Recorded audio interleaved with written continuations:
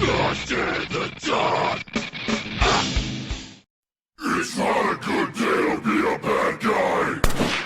What's up, metalheads? This is Wayne. And Michelle. And we are from the Michigan UFO Sightings and Paranormal Encounters podcast. And you are listening to Burton and Aaron on the Lost in the Dark podcast. Raise your horns. Hello, my friends. My name is Burton, and I am the host of the Michigan metal podcast, Lost in the Dark podcast. And I would like to introduce you to an all-new, all-paranormal podcast called Follow the Reaper, where I examine all true first or second-hand listener-submitted paranormal or unexplainable encounters of any kind. So if you or anyone you know has a story that they would like to share or have shared on the show, please reach out to us on social media or Gmail at Follow the Reaper Podcast. I would love to hear from you. And of course, please enjoy this episode of Lost in the Dark. Welcome back, Grip Crew, and welcome back to Lost in the Dark podcast, everyone. This is episode 247, I believe, and I am here to introduce an extraordinarily special guest. Today, we have Jon Lambert of Noise Dosage Media, who recently created and released a documentary, a heavy metal documentary, called Between Exultation and Aggression, an extreme/death metal documentary. It came out July 15th, 2022, I believe. And he was kind enough to grace us with his presence on this episode. Sadly, this episode is audio only. So YouTube people, this is the only time you'll see a video for it. And this one will be released on all the audio platforms as well. So much unlike many of the rest of the episodes. I really got to get on that. But anyway, huge shout out to Jon. Thank you so much for coming on the show. This was an absolute dream come true of mine. I've always, documentaries, especially documentaries about metal, are huge influences on me. And one of my favorite aspects of the world of heavy metal. I have many of them on, hard copies of all my favorite ones, Centuries of Torment, the Cannibal Corpse one, the Black Dahlia ones, Children of Bodom ones, everything Banger TV's ever done pretty much. Documentaries on Twisted Sister, Alice Cooper, like everyone, like I absolutely love the telling of the story in that way. So it's huge influence on me. And this one blew me away. I was absolutely floored when I watched it. I've seen it more than once already. It's a long one, but I loved every minute of it. And it was very, very exciting to finally get to sit down and talk to someone who's actually made one of these things, especially one that I love. So everybody be sure to check out all things Noise Dosage Media, and be sure to check out this movie Between Exultation and Aggression, an extreme death metal documentary. Links to everything in the description below. And Crip Crew, join me in welcoming our new friend, Jon Lambert. Enjoy. Welcome back to Lost in the Dark podcast, everyone. Tonight, we are joined by Jon Lambert of Noise Dosage Media, who is here to talk about his brand new documentary, Between Exultation and Aggression, an extreme/death metal documentary, which was released, I believe, on July 15th, 2022. Now, Jon, like this is, to be honest with you, this is the first time I've ever talked to someone who has made a heavy metal documentary or anything like that, and this is something I've always wanted to do personally. Oh shoot! Yeah, okay. This is very exciting for me. So to start us off, where are you coming to us from tonight? I'm from Buffalo / Rochester, New York, Niagara Falls area. Oh wow. Yeah. Okay. Out that way where it's really cold. You know? Well, it's cold up here in Michigan too. Trust me. I feel that though. That's where you're originally from? Yep. Beautiful. Been here my whole life. Oh my God! So you guys, so you're familiar with a very, very wonderful and extreme death metal scene out there. Yeah, man. Cannibal Corpse. Yeah, exactly. That's incredible, man. I love it. Now, for me to get it started, for me, um, metal document like I got into metal, as everybody does, and around like late elementary, early middle school, and stuff like that.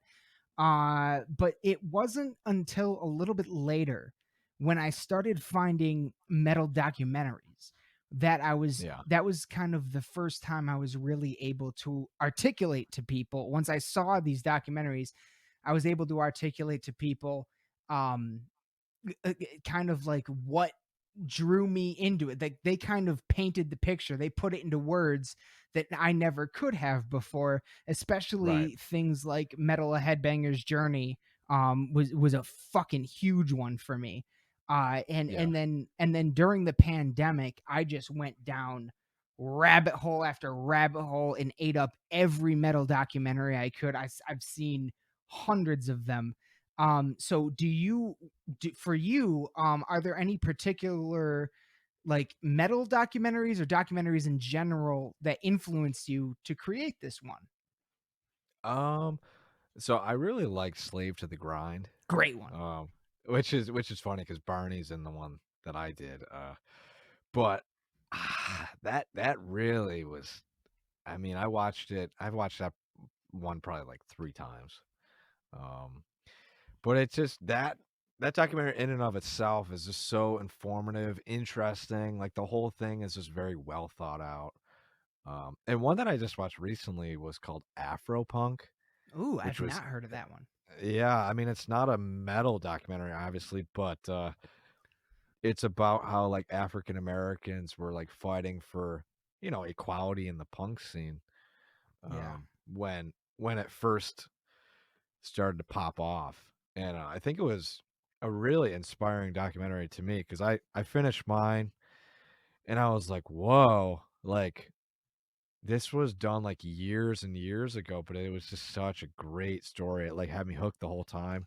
And I mean, the funny thing about it is like some of the documentaries I like aren't even of great like video quality or anything. Like it's just the story that really Yes. pulls me in, you know?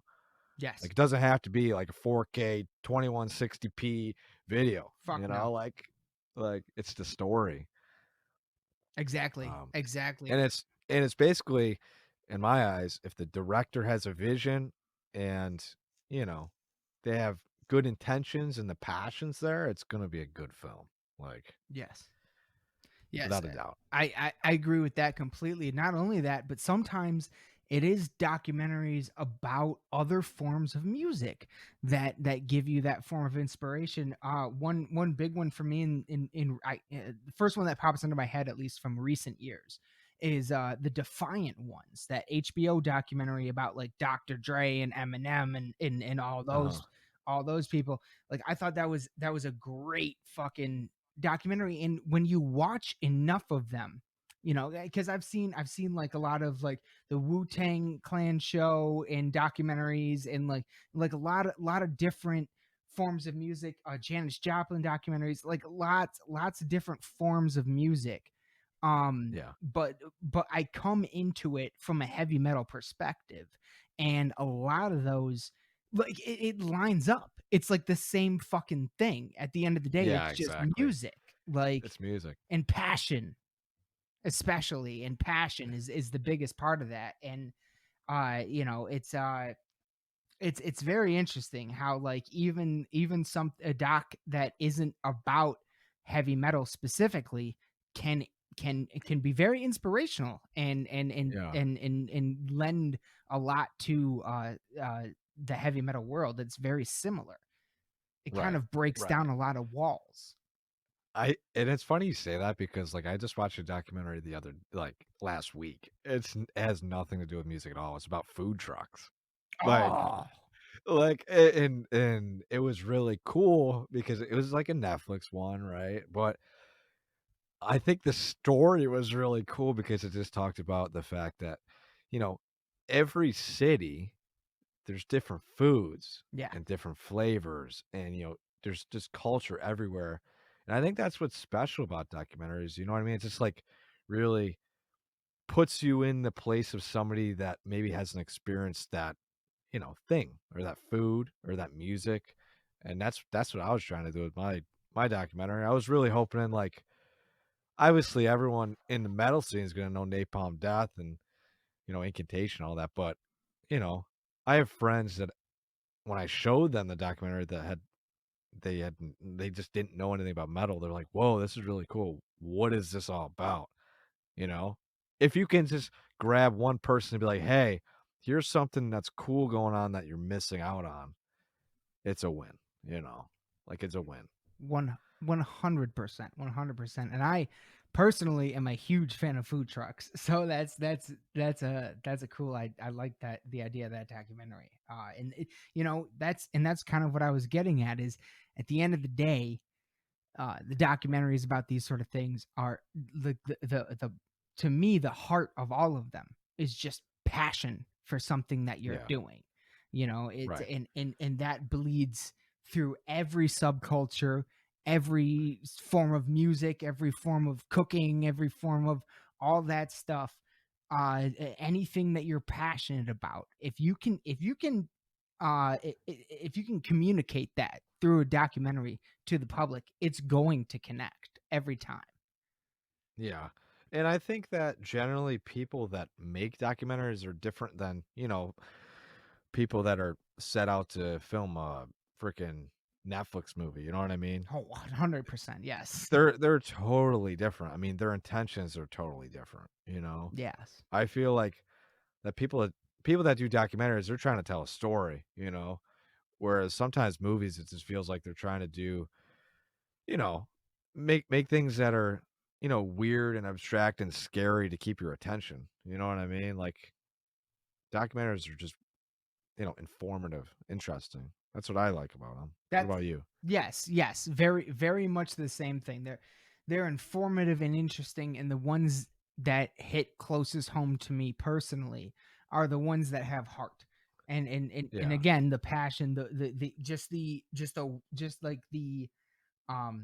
DIY till you die, the ingenuity, the everything it took to get to where these people are, where now somebody's making a documentary about them, or Yeah. having them, even not necessarily about them, but just being in one. um like it's that drive, it's that relentlessness that Oh yeah. you know That's definitely a word. That's definitely the word. I wanted to bring up a metal movie, yeah. and I don't even want to like act like I'm talking crap about this movie or the director or whatever. But Metal Lords, it was on Netflix. I just Metal, I've watched seen it, it. Yes, I've seen it. Yes. and I watched it. I'm like, this has like I understand like the plot. It's about like metalheads, but like it was just so comedic. I was like, this is everything like that a metalhead would like laugh at. You know what I mean? Well, Like, exactly. And I laughed like, at the whole movie. Yeah. they're like a metal band that has black metal, face paint, and then they have like this like bass player that comes in that's playing like a cello. Right. I was like, what? I was like, wait a second, like that's not a metal band. Like, I'm confused. It's like Hollywood seems to think that anytime you have a metal band in a movie, they need to have face paint on for some Yeah, reason. corpse paint. Yeah. And that is the most funny part about it was they weren't playing black metal, man. They were Not at playing all. like classic rock covers. I was like, Yeah. how did this make it on Netflix, man? How? I mean, honestly, like the way I look at stuff like that is like, you remember. Okay, because I don't know how old are you? I'm 23. 23. Okay, so you might not remember it as well as I do, but back in the day, you go to the movie stores, you go to Hollywood Video, go to Oh, Blockbuster. Yeah, Blockbuster, yeah. man. Yeah. And you see all the fucking weird ass horror B movies on the shelf that are like, and I've even discovered some over the years where one's called Laid to Rest, of course, that famous Lamb of God song. and Yeah. and stuff like that, where like it's clear that these movies came first. So it's totally possible that one of the band members may have seen this movie at some point in time and just named a song after it, whatever, that's fine. But like to me, nowadays streaming, especially Netflix, is you no longer go to the movie store. You no longer go to the Red Box or whatever. Which sucks. It does suck. Which- I miss it. I miss it heavily. But but now that's where that stuff goes. And that I feel like Metal Lords is where that movie would get kind of a B movie, you know? Yeah. But like just the fact that Netflix put out a movie about heavy metal on some level, like I was like, at least there's that, you know? Yeah, Like, at least there was it was a that. fun little movie. Like I didn't hate it, Yeah. you know? It was fun. I didn't hate it, but I will bring up Deathgasm. I love that movie. Oh my god, I love that movie. Like I think that to me is like, you know, it's Hollywood, but it's like horror related. Yes. That's where like people that I'm- actually respect it, they're like, okay, this is like comedic, but like, you know, it's something we relate to, which we enjoy. Exactly. Yes. Yes. And that is that movie in particular was not Hollywood. Correct me if I'm wrong, but I think that's like a Norwegian Amazon. movie though. Like that was not made in America. And that isn't that the one where that famous meme comes from, where there's the guy in corpse paint with the cute blonde girl next to him on the bench eating the ice cream. Yeah.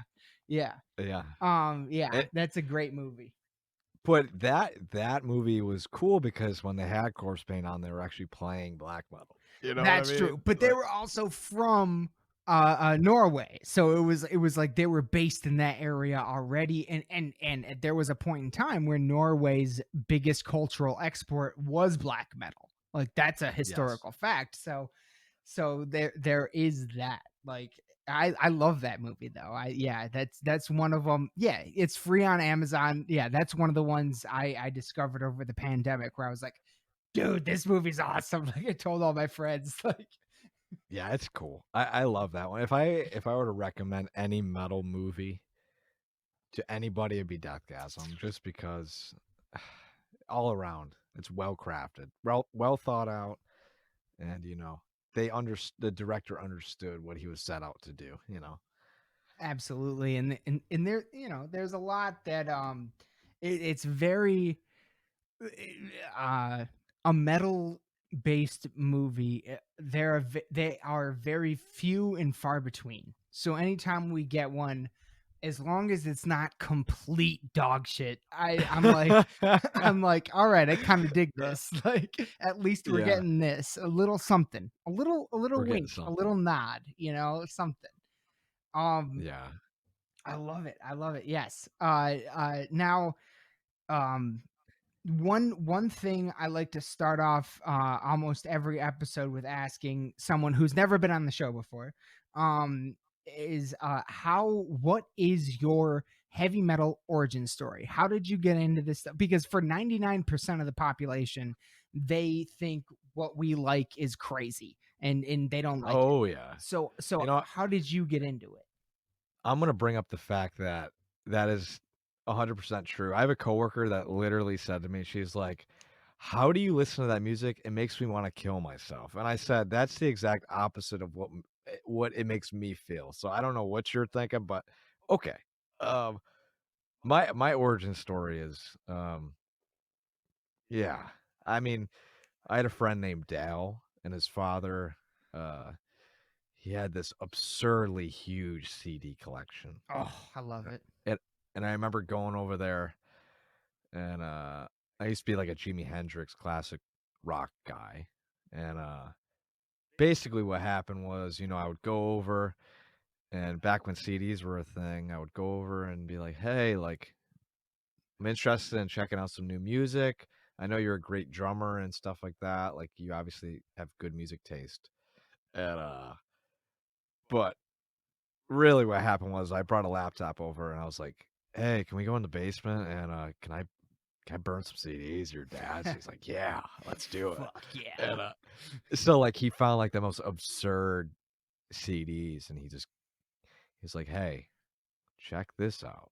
And I was like, "All right, this is this is weird, but okay. And I just downloaded a whole bunch of stuff, and then um I had an iPod Nano, I think, and I remember, I think that's the one that had the little screen on it, right? Yeah. And I remember clicking on Death Scream Bloody Gore and being Oh like, God. I remember being like, oh, it hit the spot, man. Mm. What is this? That's my origin story. Yeah. Oh my goodness. So you started off, wow, a lot heavier than most. That's pretty incredible. I don't think I really respected it for like a couple years though afterwards. Like I didn't I didn't right away listen to death metal. Like I listened to that record, then I came back to it and gained appreciation over the years. Fair enough. Yes, I honestly did the same thing with some of my first ones. Yeah, like yeah, like so one of, I mean, my for me, so yeah, that's kind of what it is for everyone. Is you end up at some point in time. That's what I found, at least, is you end up at some point in time getting shown this stuff, and you're not really, it's at a point in time where you're not really connected with anything, and someone ends up showing you metal, and you're like, wait, what the fuck is this? And one of the first, like, an example of that, like, going back to it years later for me would have been my uncle. My uncle is the one that got me into metal, and it was So Far So Good So What by Megadeth. Yeah. That was Hell yeah. that was an album that he showed me over and over and over, and I never really appreciated it until a few years later. So yeah, that is kind of how it goes sometimes. You kind of come back into it. What were some of your, what were you listening to at the time that he showed you that? Do you remember? Literally, I was playing guitar at the time. That's how we became friends. We were listening to I was listening to like Eric Clapton, Oh wow. like really soft stuff like Eric Clapton, Cream, Creedence I Clearwater. love Credence. Uh, yeah, like I had a guitar teacher that was like, "Come on, man, you know you want to learn some more CCR," and my dad was like, "Do it, do it," and I was like, "Okay," but yeah, he didn't really teach me metal, but he got me in the avenue of listening to different music. No, that's actually, that's really good. Like I think that sort of eclectic, like like like being a metalhead and having an eclectic, so a bit more of an eclectic sort of view on like liking CCR and like different things and stuff like that. Some of the softer stuff, Eric Clapton, Jimi Hendrix, like you said earlier. I love all of them. Like I'm a Oh yeah, huge fan of all of them. Like it runs the gambit, and I think that does nothing but provide more I don't know, provide more variety, I guess, in the long run to heavy metal. yeah, yeah. I think that the majority of the people I've had on my podcast that are in successful touring bands and yada yada, touring metal bands. They don't really listen to a lot of metal on tour in the van, which is funny to me. They're like, "Yeah, man, we listen to rock and roll and country and stuff like that." Gatecreeper, I'm talking about. Yeah. Eric, he's like, "Dude, I'll be honest with you. Like when I write metal music, that's about all I do, and then I just listen to country." I have I have heard that a lot of times from some of my all-time favorite bands. They're like, yeah, we listen to like Sarah McLachlan and Britney Spears like on the bus and stuff. Like they don't, yeah, like that is a common thing. We get influenced by like all this crazy shit that nobody would ever expect. Yeah. But it all ends up in the music, and that's actually a really good segue. So Noise Dosage Media, is that your podcast? So, yes, Noise Dosage Media, Between Exultation and Aggression. That was the name of the podcast. Oh, that was the Along, whole name. Okay. so that was the name a long time ago. And, I was thinking about a title for the documentary, and I was like, you know what? Like, I still like that title, Like, I still like it. So I was like, whatever. Like, I'm going to use Between Exultation and Aggression for the documentary too, So everything is under the same name. And I don't know. I'm happy with it. Um, I haven't really expressed even what the meaning is. What do you think the meaning is? I'm curious. Exaltation and aggression. I mean, I haven't. To be honest, I haven't really thought about it. And I don't really know what the word exaltation means. To be honest, So like, yeah, you but don't know. when I saw the title, I can say that like between exaltation and aggression, an extreme slash death metal documentary.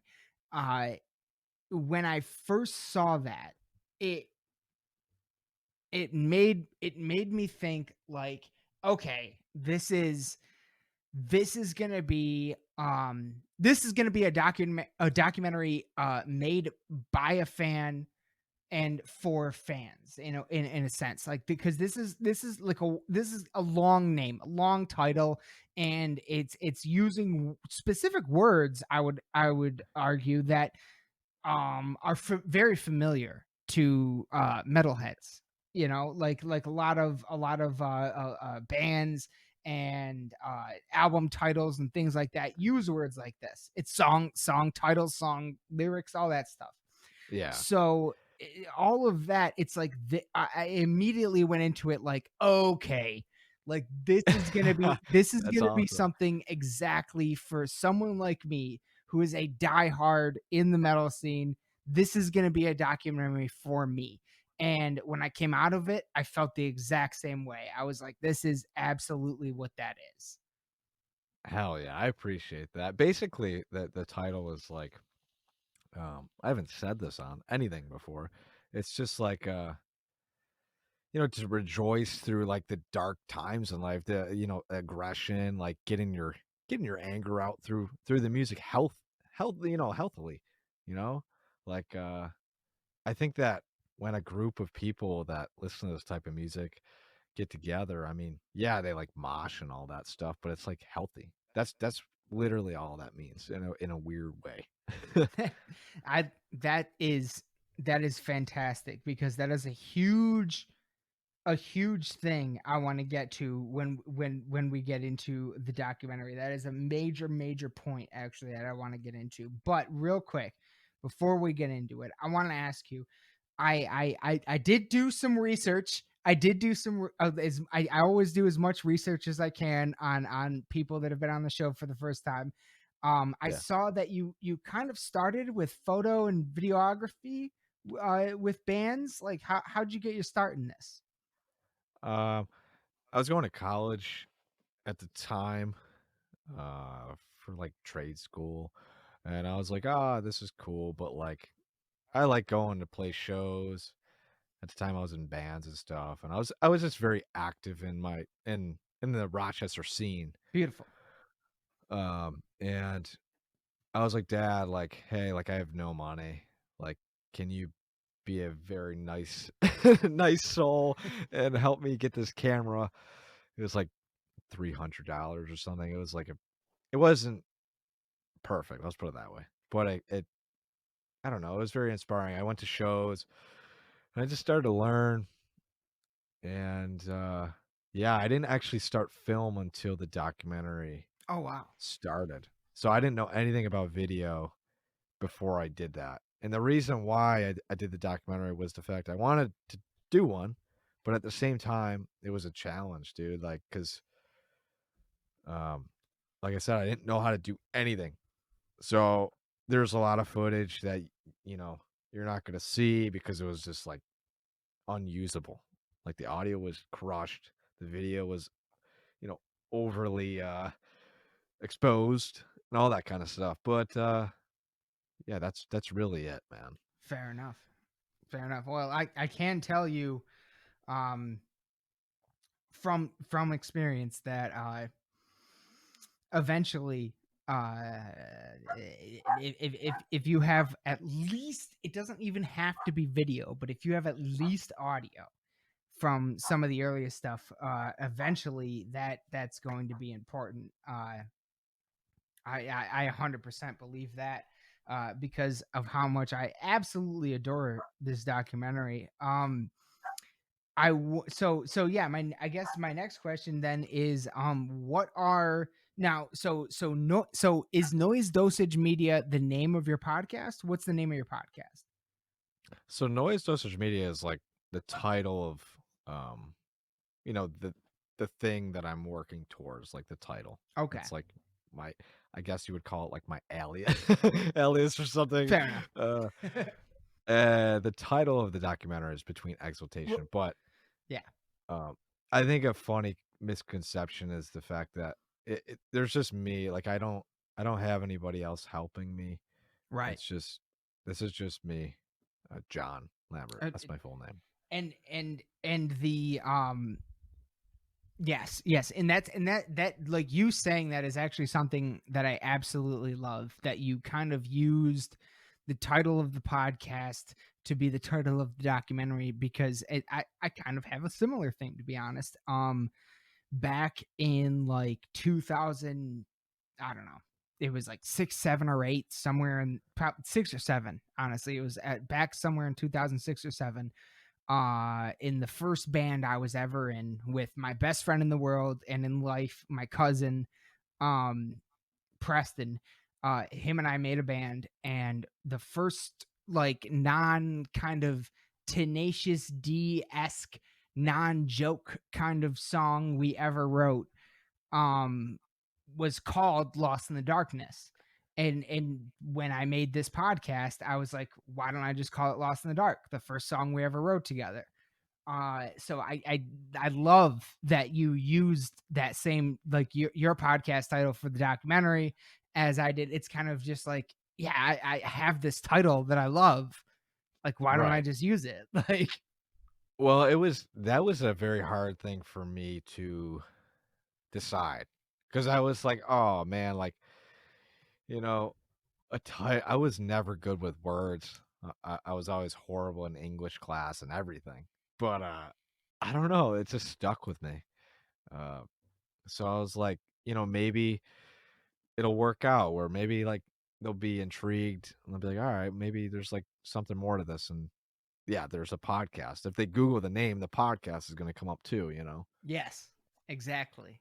Because at the end of the day, man, what I do, it doesn't matter if it's a film, a soundtrack, a podcast. It's all the same purpose. It's the same concept. It's to support music I love. Yeah.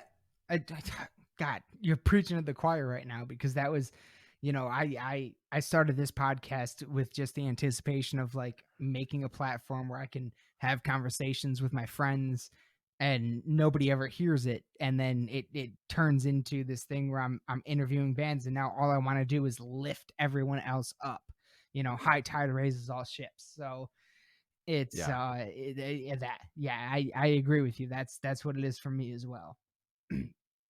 Yeah, I think that is the most enjoyable. Well, yeah, definitely one of the most enjoyable things. I mean, when I was doing my podcast in the very beginning, that's what sparked this whole thing.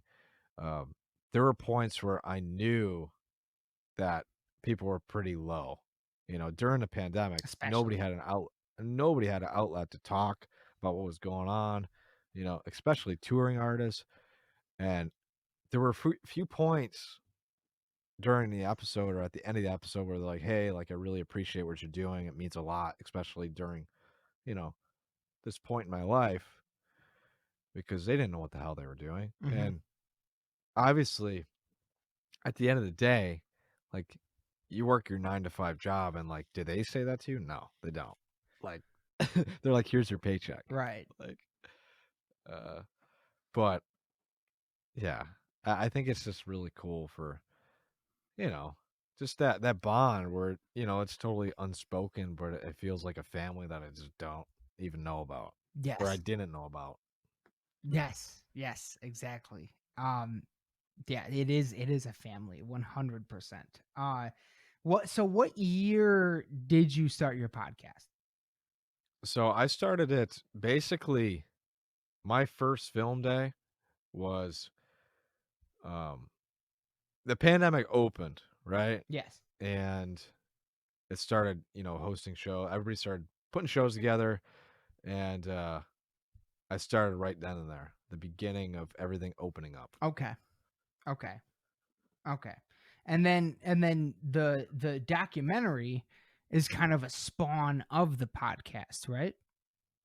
Yes. Yeah. Yeah, the documentary would not have happened without the podcast, because I was a pretty antisocial person growing up. I just like kind of kept to myself. I would have never in a million years been like, yeah, hey, let's meet up. I know, like, I love your band, and I like admire what you do, and yeah, let's have a conversation in real life. Like, that would not be me. Yeah, that's Um, terrifying to me as well. so just in general, yeah, it was definitely a spawn from the podcast, the pandemic. Everybody just being super nice to me and all that jazz. So where do the origins of this film Between Exultation and Aggression begin? Like what is the origin of this story, and how did you get all of these absolutely incredible guests? Um, well, the origin story really is um the podcast. I mean, half of the people that were in the documentary, I talked during the pandemic, so we already had this kind Um of connection. oh, okay. I kind of knew how to get a hold of them, Beautiful. and when the pandemic hit, there was nothing going on. But when the pandemic opened up, every band and their mother were playing shows in Buffalo, New York, and I was like, whoa. Like, hey, I have their email address. Like, I know how to get a hold of these people. And I was like, holy crap. Like, this is a really cool opportunity that I don't think would be possible without this horrible thing to happen. You know, I kind of Right. brought light to it in some type of way, you know? Um, but yeah, it was just like the friendships I made throughout, and the fact that I was just confident enough in myself to even do it, you know? Yes, yes. I mean, don't get me wrong. I have certainly, through doing Lost in the Dark, I've definitely had ideas, especially being so heavily influenced by so many heavy metal documentaries and movies and stuff like that. I've had ideas of making a documentary, but And you should. And well, you should. I'm gonna be waiting for it. well, I I'm gonna text you every morning. I'm gonna say, "Hey man, where's that doc? Where's the doc?" Well, that would be awesome. That would definitely get me motivated. But like you got, I mean, you. So I guess then like I mean you got some incredible representation on this show, from old bands to new bands in the documentary. Like really an amazing stretch of all the genres. uh Absolutely very impressive. But like you did dedicate the film to Brandon Ryan and of course Trevor Sturnad. um Yes. Now Trevor Sturnad is a Michigan boy. I saw some very, very early Black Dahlia shows, not, like just like going to shows they were opening, you know what I mean? Like there was a point in time where damn near every metal show I went to in Michigan, Dahlia was opening it. Like almost every time. First time I ever saw Children of Bodom, Dahlia was opening. And they were they still are, an incredibly Oh yeah, important. especially with what they're doing now. They're like Oh my the god. guitar player is the singer. I'm so excited. Like, Everyone I can I can speak from experience that there is a massive metal scene in Michigan that is itching, scratching at the itch to see what that is and how they sound and what they do. And there is a lot with that right now. Now, but so with Trevor, did you with Trevor or Brian? Or I'm sorry. I read those together. With Trevor or Brandon? Yeah. Brandon Ryan. Did do you have any like specific memories or times that you saw them play live that you would like to share? Yeah. Nobody really knows. Brandon Ryan was a very, very good friend of mine that unfortunately passed away. He was a bandmate of mine. I made a lot of music with him in my years of being in high school, and yeah, he was like my metalhead friend that unfortunately passed away. That I was Oh just my like, god. if there's anybody I want to dedicate this to, it's gonna be to him because Ah. like we were best friends. You know what I mean? Like he was the one that was doing this for me. He was the guy being like, "Hey, check this band out. Hey, check this band out." Ah, So if it wasn't for him, man, documentary wouldn't have been done, and those that's why I had to put him in it. those are some of the absolute best friends to ever have, and I'm very sorry you had that loss. That's always a big one for sure. Yeah, and Trevor Sternad, it kind of hit me because uh I knew something was up with Trevor because there were points where I was going to have him on the podcast, and well, I reached out and just nothing really came about. But what hit me was the fact that I filmed I filmed like there's footage of Trevor and Black Dahlia murder Yes, in the documentary, yes, there is. and And that was recent. there's a bit of a there's some words from I believe Brian, The drummer, the drama. Okay. yeah. So basically, they went on I think it was like the sewer tour or whatever, Yeah. Yep. and that was the last tour they did. Yep. And it hit me because I filmed it, and then a couple months later, I reached out, nothing happened, and then I heard about him passing away. And it hit me because my friend Brandon, there was a similar situation that's kind of how he passed away, Trevor Okay. and Brandon. So that's why I wanted to dedicate it to them because I mean Brandon obviously wasn't in a super popular band. I mean, but he needed to be recognized because he was important to me, and Yes.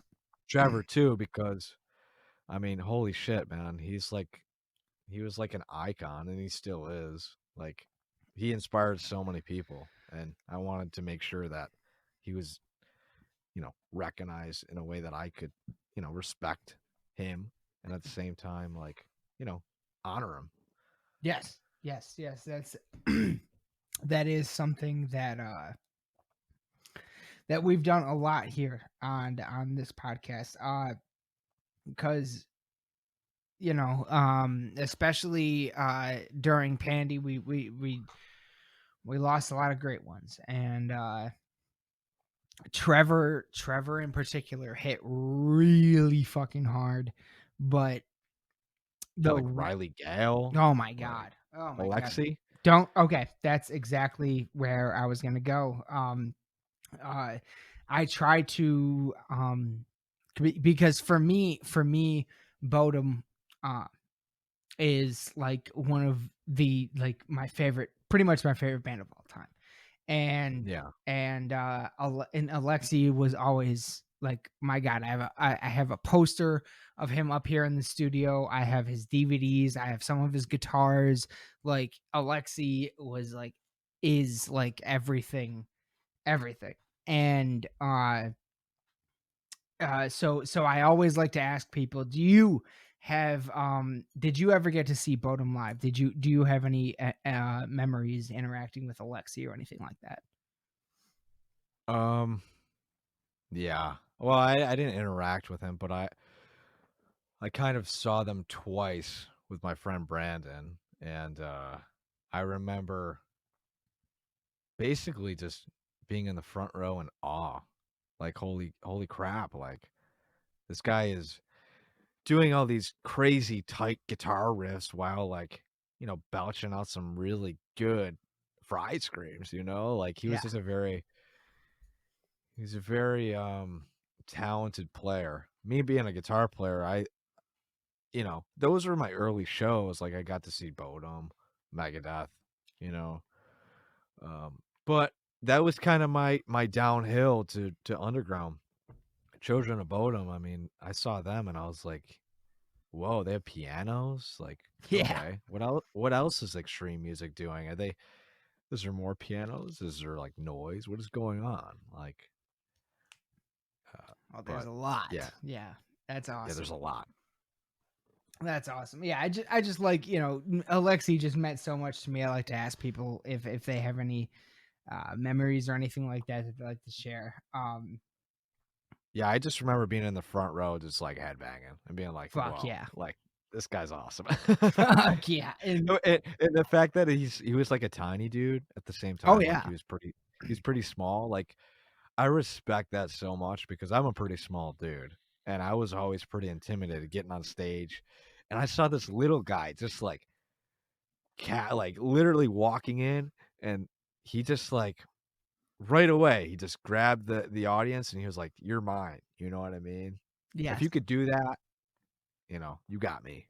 I mean, that's it. He was a little dude, much like Dio, much like Ozzy, much like Bruce Dickinson. There's a lot of little dudes in metal. It's kind of funny. Yeah. But that's incredible. Yes. All right. I love that. Now, so let me see. So yeah. The origins. I want to know about. I mean, you had like so many amazing guests in this documentary. Like you had guests from Dahlia, Shadow of Intent, Cattle Decapitation, Napalm Death, Nuclear Assault, Obituary, Dying Fetus, Kirk from Crowbar, Municipal Waste. Like how did you get these interviews, man? Because one of the things that I absolutely love about this documentary is how raw it feels. Like it the whole thing, most of the interviews feel like, at least, correct me if I'm wrong, feel like they are filmed like backstage or like right before a show Yeah. or something like something like that. In as a fucking metalhead, like that feels very raw, and like the best place it feels like to talk to these people in some sense. Like that really resonated with me. So I'm wondering, how did you get these guys? Like, did you have to travel? Did everybody come? Like, I know Buffalo, New York is a very popular touring spot. So Yeah. how did you get these guys?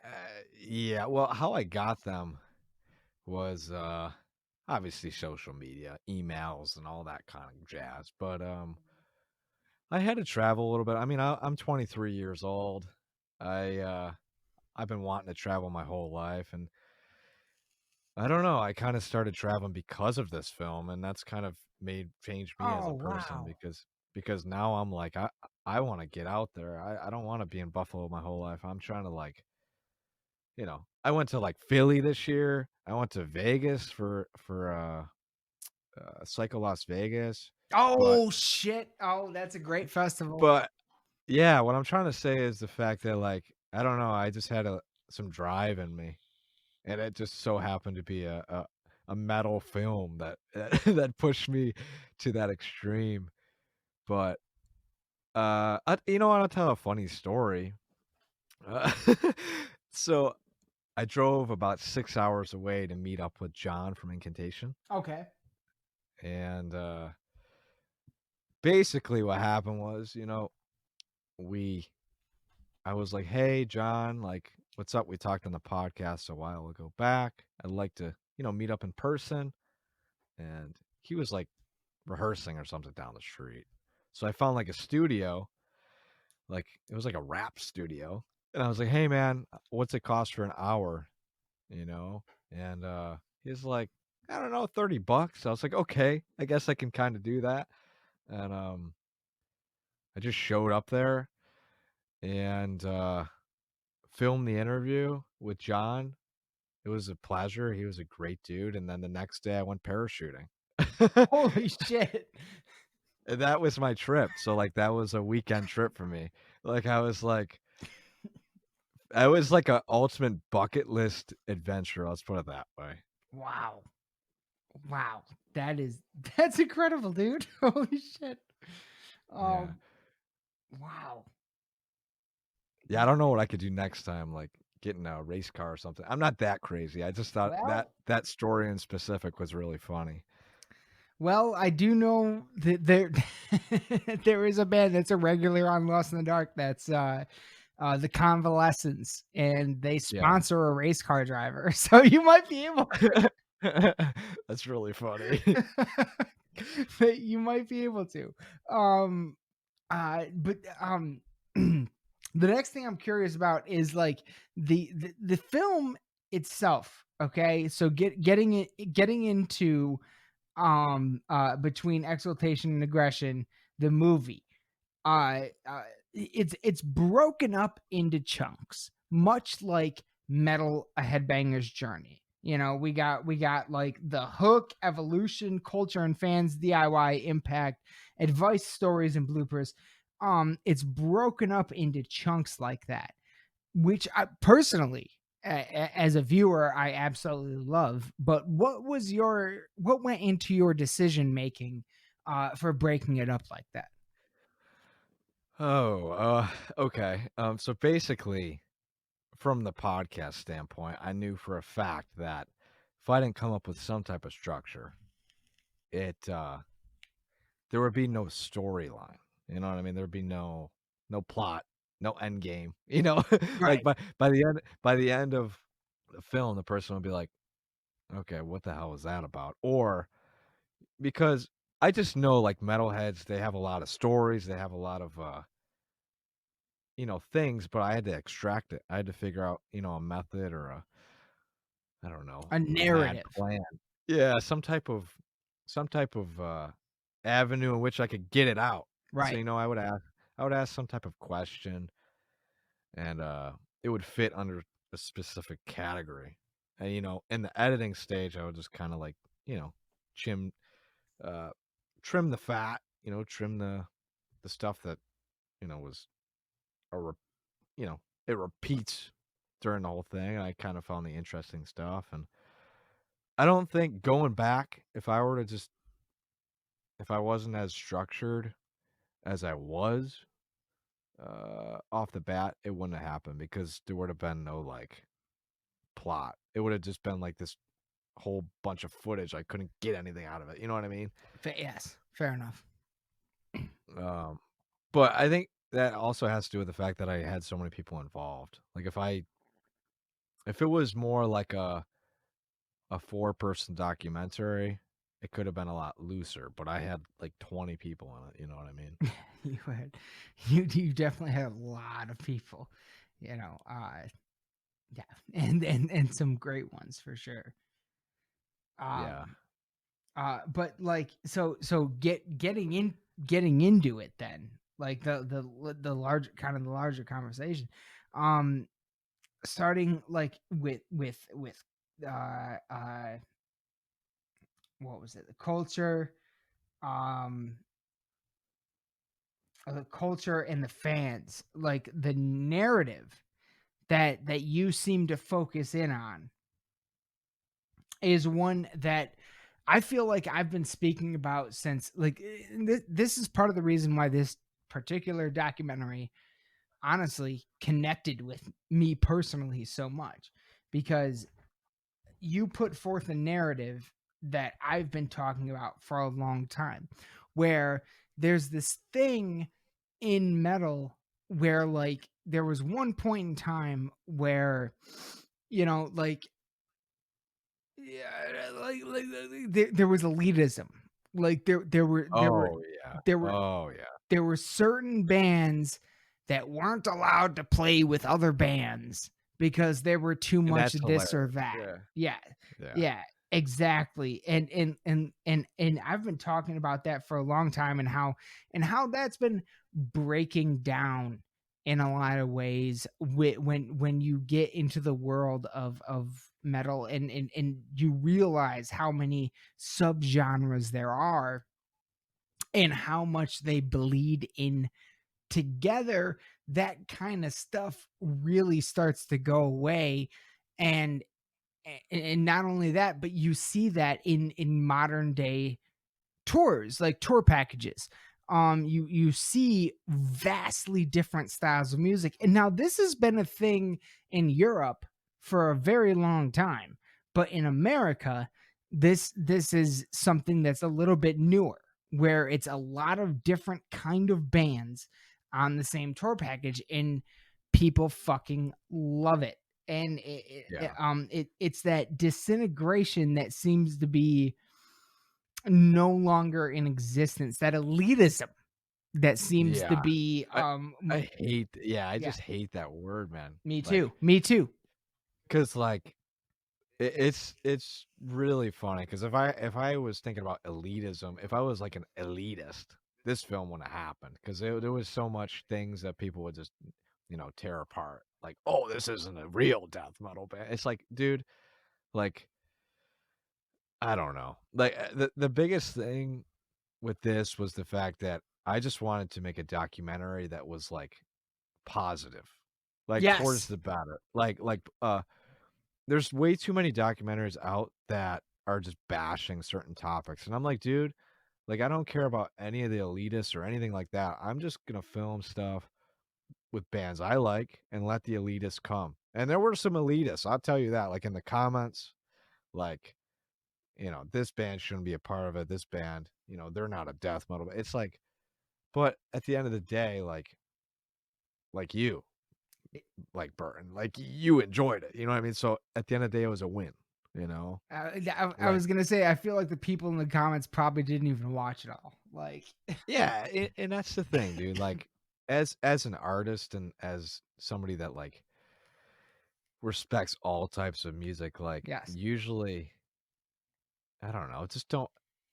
It's funny because when I was younger, I would take that comment and I'd be like, oh man, like fuck, like my music's bad. Or for example, I had like a review of this documentary where it bashed every aspect of it.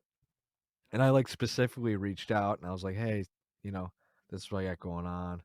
But like they just didn't enjoy it. Like every part of it was just trash to them. And I was like, oh man. And it really got me down for like a few weeks.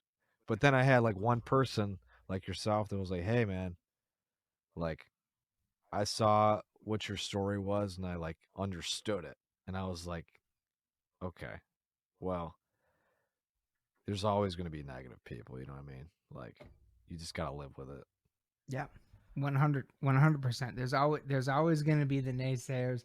There's always gonna be the elitists. But at the end of the day, like, your like, um I think there's I mean, I've kind of been saying this for a while now, but we've moved in the world of heavy metal. We've moved from like the specific genres, and only them can tour together, and like we only they can fucking play together and all that, to now different ones can play together. And now it's you get a band. I mean, fuck, you get a band like I don't know, like Lorna Shore, like not necessarily a new band, but they have a new singer and a totally new sound. And they are incorporating so many different, like, the subgenres are breaking down, because every subgenre is incorporating so many different genres in their sound. You can't It's almost more difficult now than ever to be like, oh, I just like this one thing. Because if you like that one thing, then you'll probably like other things because of their influences. It's all about influences. And it just doesn't make sense to be just one way. I love Oh yeah. Slayer. I also love Poison. Yeah, Like, fuck it. yeah, my Like, my thing is if I kind of categorize nowadays. I just categorize metal bands as if the singer's screaming, like I'm cool with it. I'm happy. Like that's a metal band to me. Like I don't I don't Yeah. really like breaking down bands like that anymore. I really used to. I was like, oh, I'm really into grindcore. I'm like, no, it's all the same nowadays. Oh, and that is actually another really good point. Is that I think there is an evolution in the individual where, like, when you're young and you're just first finding this stuff, first getting into it, you're gonna be a little elitist. You're gonna be Oh yeah. like when I was in middle school, I was like, if you don't like Megadeth and Iron Maiden, then fuck you. Like, and everybody else like Slipknot, and I'm like, fuck Slipknot. Now I love Slipknot. Like, you know what I mean? Yeah. Like it's a evolution, it's a progress. And Yeah. and that I feel like is being a little bit more recognized now. Hopefully. Yeah. Well, it is funny that you say that because like I was kind of the same way. I mean, I was like at the time I was listening to like Cream and all those bands, classic rock bands, but I was like, come on, guys, you don't like Slipknot? Like, what is going on? Like, but yeah, there was a period in my life where I was like that, which I regret, but we all live and learn. Exactly. Exactly. No. I totally like I 100% regret my little fucking angsty teenage elitist days. Fucking because now I like a lot of that stuff that I shit on back then. Oh yeah. And it's and that's And it's just part of yeah, it. I have a little funny story about this. Like, so my brother, I'm not gonna. This is gonna be really funny, but he used to like. I don't know. He was like, I just don't understand the type of music you listen to. Like, it's just a dude yelling at a microphone. It's like not good music. All throughout my, you know, my middle school, high school years, he was like, I don't like it. And what you're passionate about, like, I don't know if I'm into it. And I just took him to a metal show like a few weeks ago, right? And it was 200 stab wounds, creeping death. He looked at me in the eyes. He said, you know what, John? I finally get it. He's like, I understand why you get this music. I'm like, thank you. Like, it was just like a funny, special moment because, like, for the longest time, me and him, like, didn't look like we didn't see eye to eye, you Yeah. know, it within music. But I mean, it's yeah. when you're into this kind of music, it's like most of your family, most of your friends probably don't, at least in my experience, probably don't understand it until you take them to that proper show. Now, don't get me wrong, I've taken some people to a show that wasn't good and they still don't get it, but I've also taken people to a show and they've said the same thing to me. They're like, okay, I get why you like this now. And Right. that is always a very special moment for sure. It's like, oh fuck, I made someone understand at least a little bit. You're like, I'm not the weird one anymore. Yeah. But if anything, like this documentary, if they don't like listen to the music, they could at least watch it and like respect. Like they'll see every aspect of it. They'll see the fans. They'll see the music, the musicians talking about, you know, what they go through. It's just, I think the documentary in and of itself, I wanted to just highlight every aspect in which I could possibly do. You know what I mean? Yeah. And Um, that is honestly, I mean, like a major part of it that connected to me personally. It was the positivity of it, how it focused on like how metal like means something to people and pulls people out of dark situations. It's like a form of therapy sometimes. and you And don't hear that. You don't no, hear that, man. no. Like you always hear, oh, metal means a lot to me because it gets my like anger out or something like that. But like deep down, Which is true they're for some, like, and yeah, that's yeah. fine. Yeah. But like it was really cool. Like Chad from Frozen Soul, man, he was telling me a story about how he was like, I don't know, he was like at his lowest point in his life, man. Like his Oh, yeah. lowest of his low. And he was like, dude, like this music like means so much to me. I could see it in his eyes. Like I swear to God, I was like, is he tearing up right now? And I was like, wow, like once once you watch the film and you recognize like it's a little bit more than that, you know, then you go, huh, okay. Yeah. Yeah, exactly. Like it really it crosses boundaries. For a lot of people. And it means so much to a lot of people. It's between like your documentary highlights to me how it is nothing but like good for the people that understand it and the people that relate to it and the people that have a shit ass fucking day and get in the car and listen to fucking heavy fucking metal and and and Yeah. and that makes them feel better.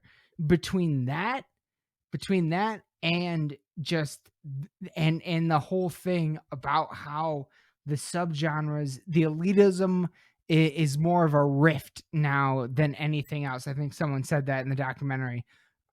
It's more of a rift now than anything else, and it's more about like we were divided and now we're coming together, like, but you have to kind of in this subgenre you kind of have to be divided at first to come together, so it's part of the evolution. And I feel like you do a really good job at showing that through everyone's interviews. The way you edited all the conversations and all the sections together made it feel like a narrative to me, and it really spoke to me in that like they were all telling stories about how like it's not about being separate anymore. It's about Yeah. coming together, and it's about like how this is a community now, and it's and that's what with a lot of young metalheads. I feel like that's what the first thing that they find. They hear this music, it connects. There's no explanation for that connection. It just does. It just happens, and then once that happens, they find a community that they've never been a part of before, something that's bigger than them, and now they can be a part of it, and that's really important for a lot of people. And Oh and I yeah. think Yeah. and I feel like your documentary, that's the biggest thing that resonated with me with your documentary was that it felt that narrative hit home for me. And I'm like, if people watch this that are even into just if all you know is Metallica and Iron Maiden and Megadeth and what Slipknot, then you'll There's something waiting for you. there's so much more waiting for you, and you would love this documentary. Like it will connect you, and it will it like I said earlier, like metal documentaries were the first way I was able to like kind of articulate to the people that I love, like why for the people that don't understand why I love this thing. And and, and yours was another like chapter in that book. Like it really did a good job at kind of putting that out there. So many documentaries, music documentaries in general, but especially metal, are all about bitching, are all about like fucking like the record label, this, that, whatever, which is fine. And that's all important information at the end of the day. Like for young metalheads coming up, like for young musicians coming up, that's important information, and it's okay for them to do that. But it's also very important to see stuff like yours, like Metal Headbanger's Journey, that are way more on the positive end. Yeah.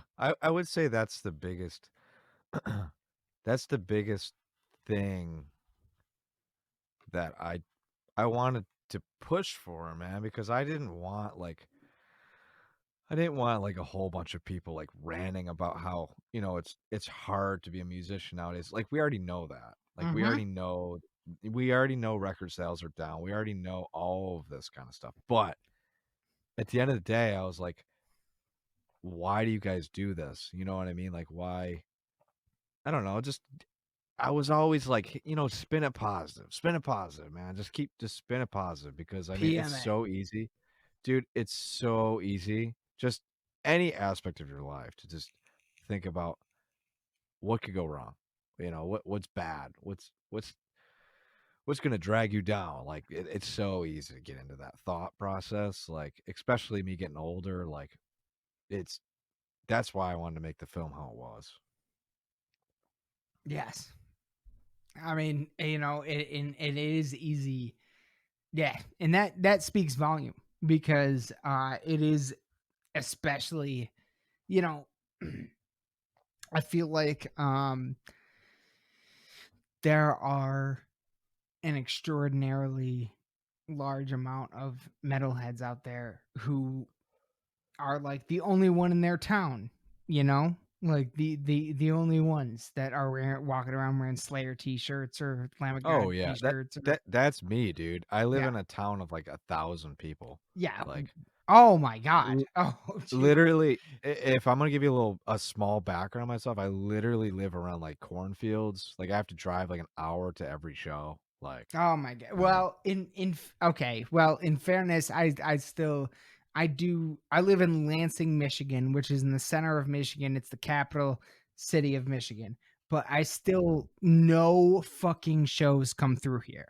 So I still have to drive an hour to Grand Rapids, an hour to Detroit to see any show that I want to see. Um hour to Flint. That is very much the same. And for me, going to high school, yeah, I was the only one wearing Cannibal Corpse t-shirts in high school. That's for goddamn sure. So we are we are the same breed, yeah, Bourbon. I feel like we are kin, my friend. Um, this is amazing. Yeah, it is the same kind of thing. Let me ask you something real quick, kind of a side note. You're from the New York area. Have you ever heard of a band called A Fitting Revenge? Yeah. Dude, they've been on the show a few times. I love those guys. Yeah, That there's like a lot of great musicians around here. yeah. Fitting Revenge, I'm not sure exactly what is going on with them. Like as per I've never seen them live. Yeah, Put it yeah, that yeah. way. They've mostly been like in studio band.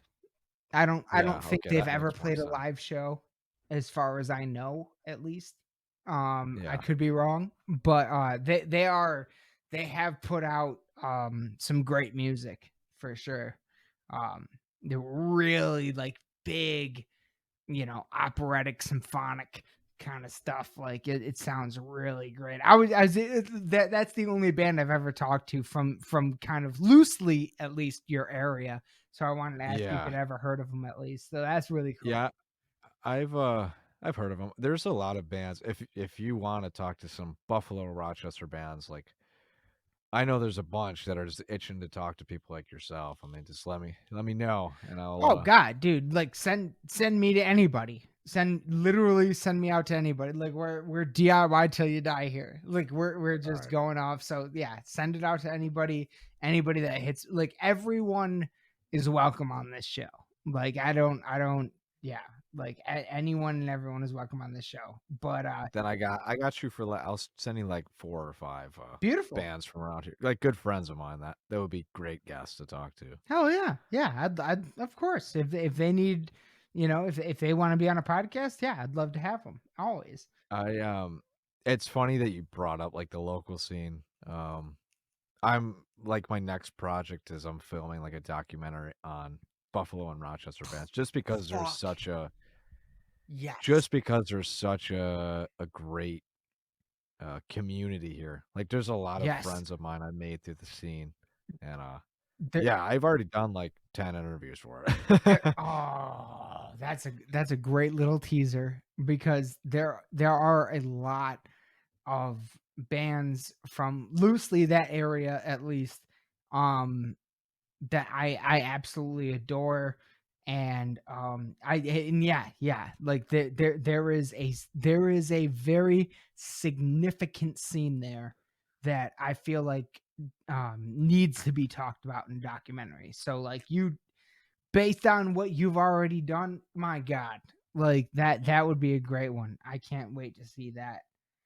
Yeah, I just have I like I said, I mean, I have a lot of friends here. And plus I could like I just crashed like a studio session and that was really fun to film. Like there's a lot more opportunities when it comes down to like your local area. Yeah. Um the documentary was a little bit tricky because um I had a specific amount of time I had with a person. I had to nail it, you know. The lighting had to be like on par. Like I had to make sure that I did everything that I had to do within that time frame and get some like live footage and stuff. So it's just a different atmosphere of a project. Let's put it that way. Fair enough. Fair enough. And I love it. Like I, oh man, like I just love that you're a podcaster turned documentarian. Like that's this is very cool. This is very And cool. I still love podcasts. I'm still doing them. I just released one the other day with a power trip. Oh my So god. No, wait, shout out to Riley. Jesus. That's yeah. incredible. Like oh my god. That's amazing. Yeah, no, I haven't I yeah, that's awesome. That's awesome. But well, we've been going for over an hour. I usually like to keep these to close to an hour just so more people listen to them. Usually when it Oh goes yeah. over that much, it's harder for people to listen to for some reason because nobody has any fucking attention span anymore. Even though I love longer podcast episodes myself. Yeah. That's kind of why I got into this. But yeah, a couple things real quick that I wanted to talk to you about. So one of the last kind of segments that you did in your documentary was the impact, and Oh. that talked a lot about the uniform, the look, the way that metal is sort of therapy and the community of metal. Um, did you have any like specific thoughts or reactions to any of the interviews that you did for that one? Because for me, like the uniform, the black t-shirt, the jeans, the chains, the shit on your wrists, the necklaces, the fucking all that stuff, the whole uniform of looking metal every day, of looking metal, and how that like kind of empowers people and in the community of it, especially during the pandemic. Do you have anything to say about that? I think impact was a pretty important part I that I wanted agree. to put in just because I think the coolest part about that segment was the fact that it kind of like took them back. Like a lot of the bands, especially like the freaking huge bands like Crowbar, Cattle Decap, they've been doing it for so long. Yeah. You know what I mean? And I think it was really cool to like jog their, their thought process back to like, hey, like what does this mean to me? Like this day and time. Like if I didn't have metal in my life, where would I be? It And I think that was cool because a lot of them, they were like, I'm just thinking about Kirk right away. Yeah. He was just like, listen, man, like right off the bat, like out of high school, I wanted a gig, you know? Think about that guy. If he didn't have an outlet, like what would he be doing? He would probably be, you know, miserable doing something he didn't want to do, but he went for it. And that's why I had to bring up impact because, you know, metal has impacted people's lives, even though to outsiders it might not seem not very important. It is. You know, it changed people's lives, like what they Yes. do, like their 9 to 5, like that is based off of them in a van. Like, you know, just some of the bands are just scraping by. Like literally, impact is very important, um, because that's their everyday life. Yes. Yes. Like That's all they think about. They breathe and eat is metal.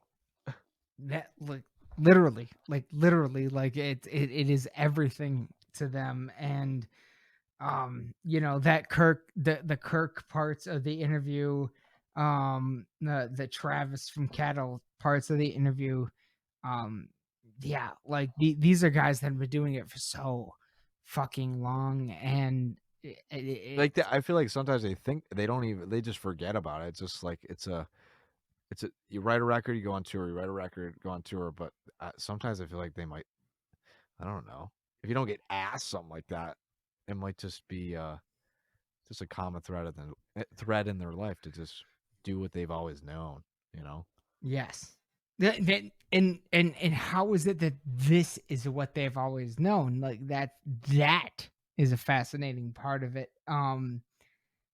You know, like you know, and that's kind of part of it, is like the the never stopping.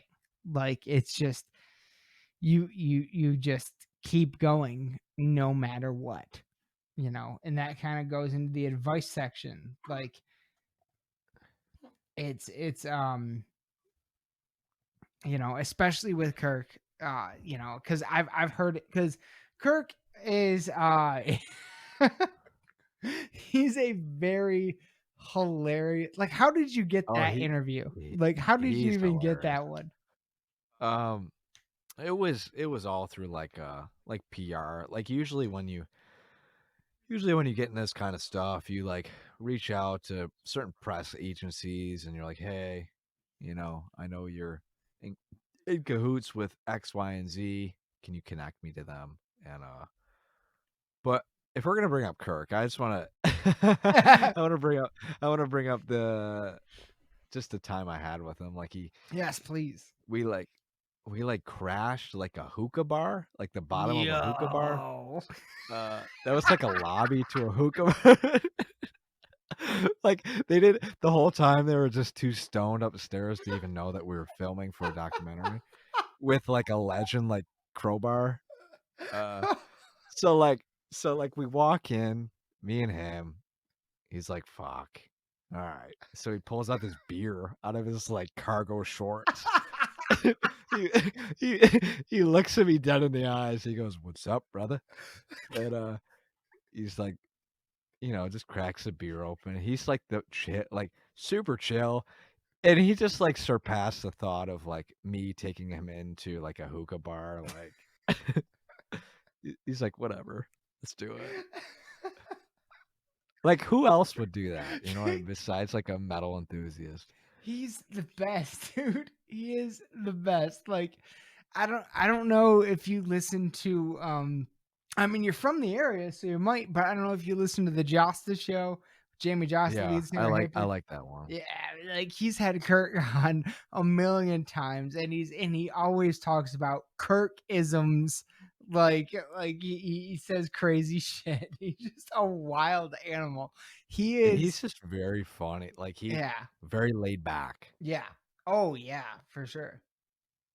Um, and I did, you know, I wanted to bring up another funny thing that happened that night.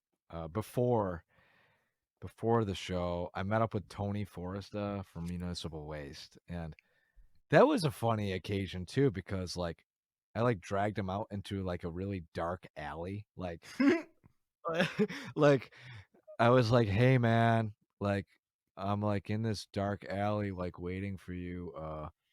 You mind coming?" He's like, "Sure, man." And like it was really funny cuz I had this little light. It was like an LED light. But when he came, like it was like a strobe light. I was fucking around with it. So it was like a bunch of random colors going off and he just looked at me as like, "Is what is going on?" He's like, is this the documentary thing?" I'm like, "Yeah. Yeah, let's do it." But it looked like a like a dance party when he looked down the alleyway.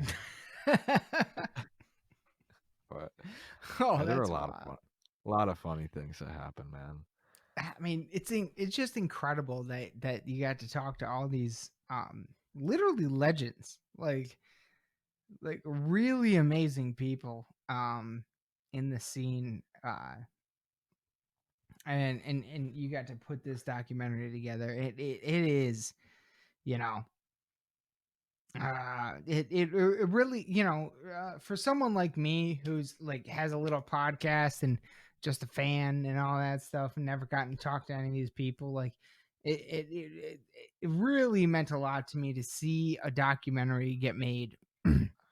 Especially like I actually like really gravitated and loved the rawness of it, like how it was just fucking like interview after interview, but yet you seemed to like create a really cool narrative, I felt like, from it.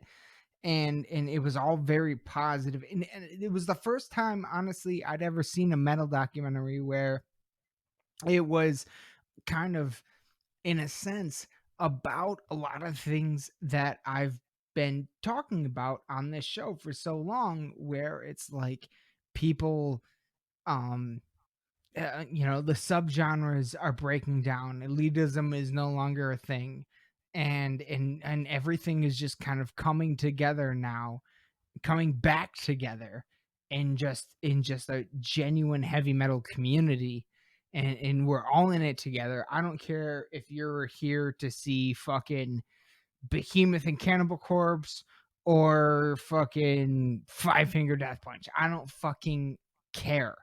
Like, it Yeah. doesn't matter. We're all here at the same show together, and that's what's important. And we don't need to shit on each other for liking what we like. We just should support each other. That's what I felt coming out of your documentary. It was like it felt like a moment of support, and not like disintegration or whatever. Like it was about like coming together, and that it typically, unless it's like a documentary about like a specific band and that's the focus or whatever, like typically when it's about metal in general, a lot of times, it's more how we're apart than we're together. And you made one where it brings everyone together, much like Metal Headbangers Journey. And it meant a lot to me, man. Like it is a really great documentary, and it just felt like it was something I've been talking about for a long time, and someone made a movie about it, in a sense. Like it was like, yes, like every single Yeah. point made was like, yes, like this is what I've been saying. Like, yes, like this guy gets it. So that meant a lot to me. That I really appreciate that, man. Like I don't really know what to say. You got me tearing up over here, but like I don't know. Like I everything that you said is 100% what I was really trying to shoot for. At least like at the end. Like in the beginning, I didn't know what the fuck I was doing, but We never do. I'm yeah. To be honest with you, I'm just happy that um I'm happy that I'm doing these things, because like I got in a small spot where I'm like, oh, like, like you just lose that connection when you're on the internet. Like you don't get to talk to somebody about it and see what their actual feelings are. You know what I mean? It's Right. all like text. But hearing that, man, like I'll, t- I'll tell you right now, like I'm making another one, a Between Exultation 2. No way. Really? Yeah.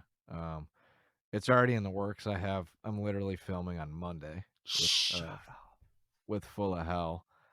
Oh. But yeah, this is like a new thing. People don't really know about it, but yeah, I'm filming another one of those, and then I'm doing like the local scene thing. But I yeah, I really appreciate it. Like this stuff this stuff is like fuel for me because sometimes I question, I'm like, like, should I be spending all this time into metal, something I'm passionate about? And then I'm like, yeah, I fucking should be because like people appreciate this stuff, and I don't know, I have fun at it. So I'm gonna just keep doing what I'm doing, I guess. I'm just very thankful for starting this podcast and finding people like you and finding people around the country and around the world that are doing things like this. And let me tell you right now, like like not enough people are doing things like this. So your work means a lot to people like me, that are actually like pulling this off and getting these interviews and putting it together, spending the time to edit. I know how long that takes, and it's Oh, it took ridiculous. forever. It's fucking ridiculous. It's all of that means the world to people like me, and to just because I'm just a fan. um and Well, no, you're not just a fan. You're like, you gotta, okay. People sometimes get that misconstrued because, like, bands sometimes, like, if bands, for example, Frozen Soul, like, they get on stage and they literally say, like, hey, like, if it wasn't for the fans, like, we wouldn't be doing what we're doing. So sometimes that, and that's another thing with the documentary. Like, I want to make a point, like, if it wasn't for these freaking fans, like, none of this would be happening. Like, they want to have money to go on tour, they want to have money to do anything, like, so absolutely. yeah, you're definitely more than a fan. You're definitely more than a fan. You're the backbone for them chasing their dreams, bro. Oh my god, that's no one's ever said that to me before. That means a lot. But also at the end of the day, it is people like us, like putting them out there, and yeah, like making it so uh uh and any, high tide. I get this from Jamie Josta. High tide raises all ships, and that's in its positivity, PMA and DIY till you die. um and that's everything. Like we just keep going. Look, this is the one genre, that has been there as long as it has, and has never stopped. And it's the never stopping that keeps us going. And also, it, as illustrated in your documentary, it's the community, it's the therapy aspect, it's the uniform, and it's the like the I don't know, it's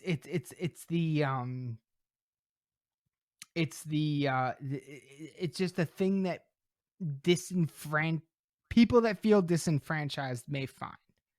Oh yeah, and right off the bat, I want to think and bring up somebody like, okay, Brandon Jones. He's the dude that drew the cover, and I immediately Yes. thought, like, while you were talking about this, like, okay, Brandon Jones is a supporter of metal. He's been like the one that's really helped me out through all of this, and like, I don't know him in real life. We met over like the internet years ago. Um, he did the artwork for free. He's like, dude, I'm a supporter of this genre that's done a lot for me in my life. Like, this is the least I can do. And like, literally, that came out of his mouth. And I was like, man, like, you don't know me, like, in real life or anything like that. And I just respect the fuck out of him because, like, if it wasn't for him, man, and my friend Matt Rucky, he does art for me as well, the podcast. And he did like text for the documentary. Like, none of this would have happened because, like, there were many points where I was like, I was searching. I was like, I need motivation. Like, I need it, dude. And like, they were there for me. Like, and I don't even know them in real life, dude. They're just like, hey, like, I respect what you're doing, and like, I'm gonna support it, and like, I'm not gonna, you know, yeah. They were just there for me, man. And yeah, that was yes, I can I And I don't even know what to say, dude. If you look at the cover, like it's crazy. Like this dude spent hours Oh stippling my that thing. god, it's a great Like cover. hours and hours and hours. And like it was crazy to me for him to just send snippets along the way. And I was like, is this guy really drawing this? Like like because I like drew like a really crappy sketch. Like horrible. Like it looks like my 10-year-old sister drew it up.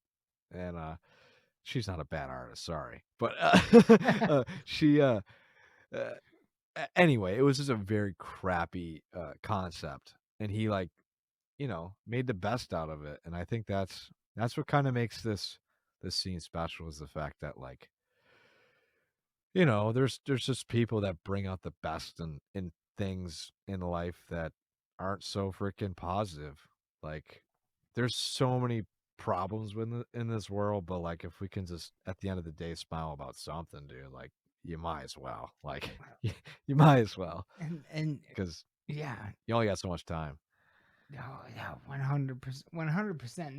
That's kind of one of the things that's always been, um, once someone phrased it this way, and I don't remember who it was, so I can't give credit, but this is not me coming up with this, but uh, I heard someone once say that metal is, it is art, of course, art is art, and I love art.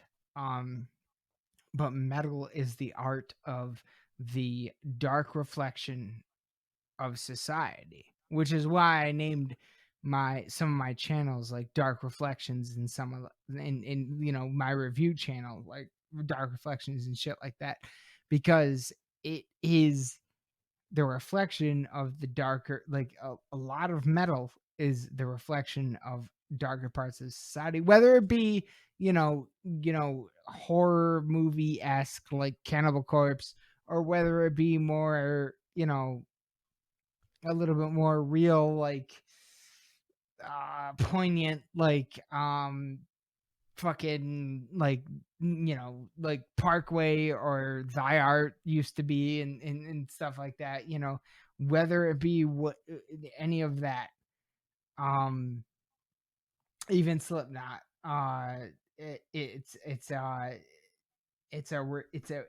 art is a reflection of what's going on, and metal is the reflection of the darker part. Yeah. And the people that find comfort in that, like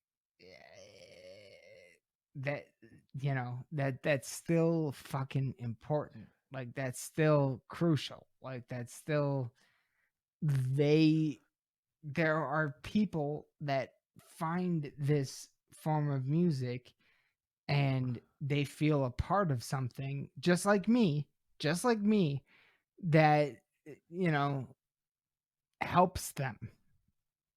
Yeah. So Yeah. I mean, if I'm gonna be frank right now, uh, I, I mean, let's talk about ourselves. I mean, like, yeah, I've had some like not mental problems, just staying positive in general within my life. With yep, with with my friend passing away, Brandon, the dude it's dedicated to, like, I mean, dude, like metal was there for me when that happened. yep, When my friend passed away. yep. I mean, give me an example within your life where something happened and you're like, "Oh, Um, like well, yeah, I have to turn to something." I had, much like you, not in the sense of this guy showed me metal or anything like that, but I had a friend who passed away, very close friend, who, like, quite frankly, like if he were still alive today, at in the day and age where I started a podcast, he would have been my co-host. He would have, he was a wild animal. He was just a wild guy. And Yeah. and he would have been brilliant. He would have been brilliant on a podcast, and he would have probably sparked off from the podcast and done a lot of other great things. Um but yeah, he passed away, and it's I have that same thing too. A really good friend, um, and in a sense, a lot of this show, is always dedicated to him. It's just it's one of those things. It's one of those things that's hard. Yeah. Yeah. And I think I don't know. Like it's just a weird thing because when people pass away, like you're uh most people that are into this type of music, like kind of, at least I'm talking about myself, like I didn't really like opening up to people until recently. Like I was not one to open up about like, like just just myself in general, like my emotions, and I think metal has that capability to just, I don't know, tap into somebody's head and be like, hey, like, it's okay. Like, there's people like you everywhere. Like, go to a show, make a friend. Um, and I don't know. I was really a part of the local scene when I was younger, and I think it was really cool. Like a lot of the older guys that they'd be like, "Hey, check this out. Hey, check this out." There was always something like um interesting. It was like Blockbuster, man. You go to a show and they'd be like, "Oh, did you hear about this like cool like book? Did you hear about this cool movie?" Like it was like a whole thing growing up, Yeah. Yeah, Discovery. I think that is a big thing too. Is like who shows you what, who's there when you discover what. Like it's kind of a whole thing.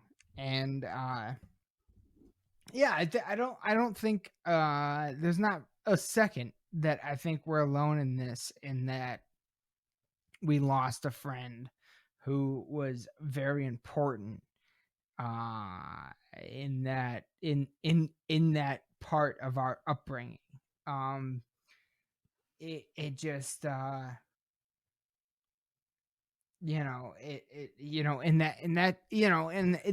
that's part of, like you said earlier, you dedicated that thing to Brandon.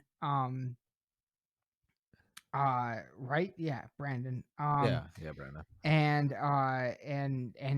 I I pretty much you know dedicate everything to DJ, because sometimes, like, there are, I have cell phone footage and shit like that on my hard drives of him being crazy, and it's just like it's someone that I genuinely believe, if he were still alive today, uh this podcast would be uh a lot bigger than it is, because he Well, had that I wouldn't. thing.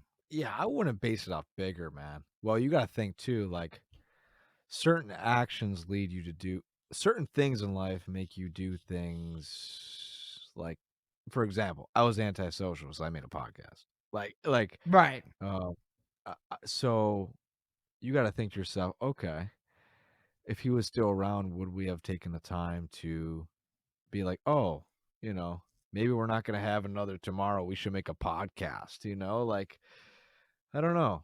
You got to think about that That's a good because point. maybe you might have not even thought about making a podcast.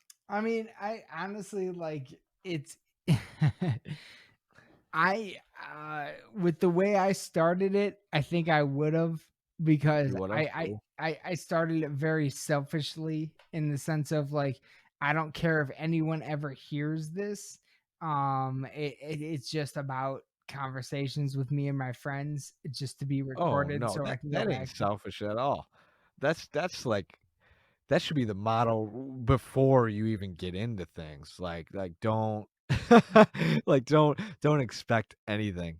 Yeah, Uh, that's exactly yeah. I th- I think that on death, Alex said to me, he goes, when it comes to art and music, it comes in waves, man. People enjoy certain things. You can't expect you can't just like statistically plan out what people are gonna like. You just gotta do what's genuine within yourself, you know? Like Yeah. you gotta and that's the thing, like maybe like Joe Rogan. There's more Joe Rogans out there, you know, like but something something resonated with the audience, with people Well, for that, me, you know. yeah, like Joe. Don't get me wrong, Joe Rogan was definitely an influence, but for me, it was much more Kevin Smith. Okay. I don't know many podcasters like that, but Well, but do you know who Kevin Smith is? is he an actor Silent or Bob. no? Oh shit, I don't know. Yeah. Well, he actually started a podcast network even before Joe Rogan, and he's the like the Marvel, the DC, the all that shit combined, and he's just super positive about it. That's He awesome. doesn't really say anything bad about anything, and that's kind of where I went. I was like, I'm not interested in talking shit about anything, but I'm very interested in talking about things that I love. Yeah, And and I respect that about you too. Like you brought up earlier, you'll have like any artist on. I mean, anyone. if if only I knew, like when I was in a band like many years ago when I was in high school, like if I knew that people like yourself were out there, you know, maybe I would have been a little bit more motivated because like I was like, oh man, like I don't know, like you would get like 20 listens on a song you spent hundreds of dollars on, and then you're like, wait a second, like years later, I'm like, Burton would have been like there and checked it out. Like I think just in general, people like yourself being more present, like um Oh yeah, around and available. That's awesome. I don't give a fuck how many listens you got on a song. If you send it to me, I'll do a reaction video for it. Like I don't care. The listens, views, none of that matters to me. I don't care about That's any of that. good. Like That is I so good. do not care. I do not care because I just do not care. I So think some of the best art is just unlistened to, or on like people don't see it. You know what I mean? It's probably in the back of an attic or like a shed. Some of the best art. You know what I mean? Like, 100%. and I think it's the same thing. Like, there's so many great artists out there that either don't even bother putting it out there, or you know, they didn't catch the wave that everybody else did. You know, like whatever. Exactly. Exactly. Yes. Yes. Like it doesn't. I have been fortunate through this podcast. I've been very fortunate to find a lot of music that like it gets more views than this podcast, but like it doesn't get enough recognition that I think it deserves. And Yeah. it's all really really fucking good. And Yeah, and that's what I mean, dude. Like so much good art. I was thinking about that today. Like how there's so much art, and sometimes there's very minuscule listeners or supporters sometimes. I'm like, yep. "Oh man, like uh but that's how it goes, man. Like I- that's just how it is." that is how it is. That is how it is. And it's just much like the points of your documentary in the advice section. It's never stop. Help people. Be the guy that you want to meet. And it's all at the end of the day, metal, this form of music, and it's so ironic. Like it should all be from the heart, and that's Yeah. so ironic because traditionally, like it's like metal music is supposed to be like violent and aggressive or whatever, but like Yeah. now we're finally getting to the point where it's it's heart music. It's feeling Yeah, it's like music. a universal language, you know, like Yes. yeah. Yeah. That's that's a good point because those elitist days. Yeah, they were garbage. Yeah.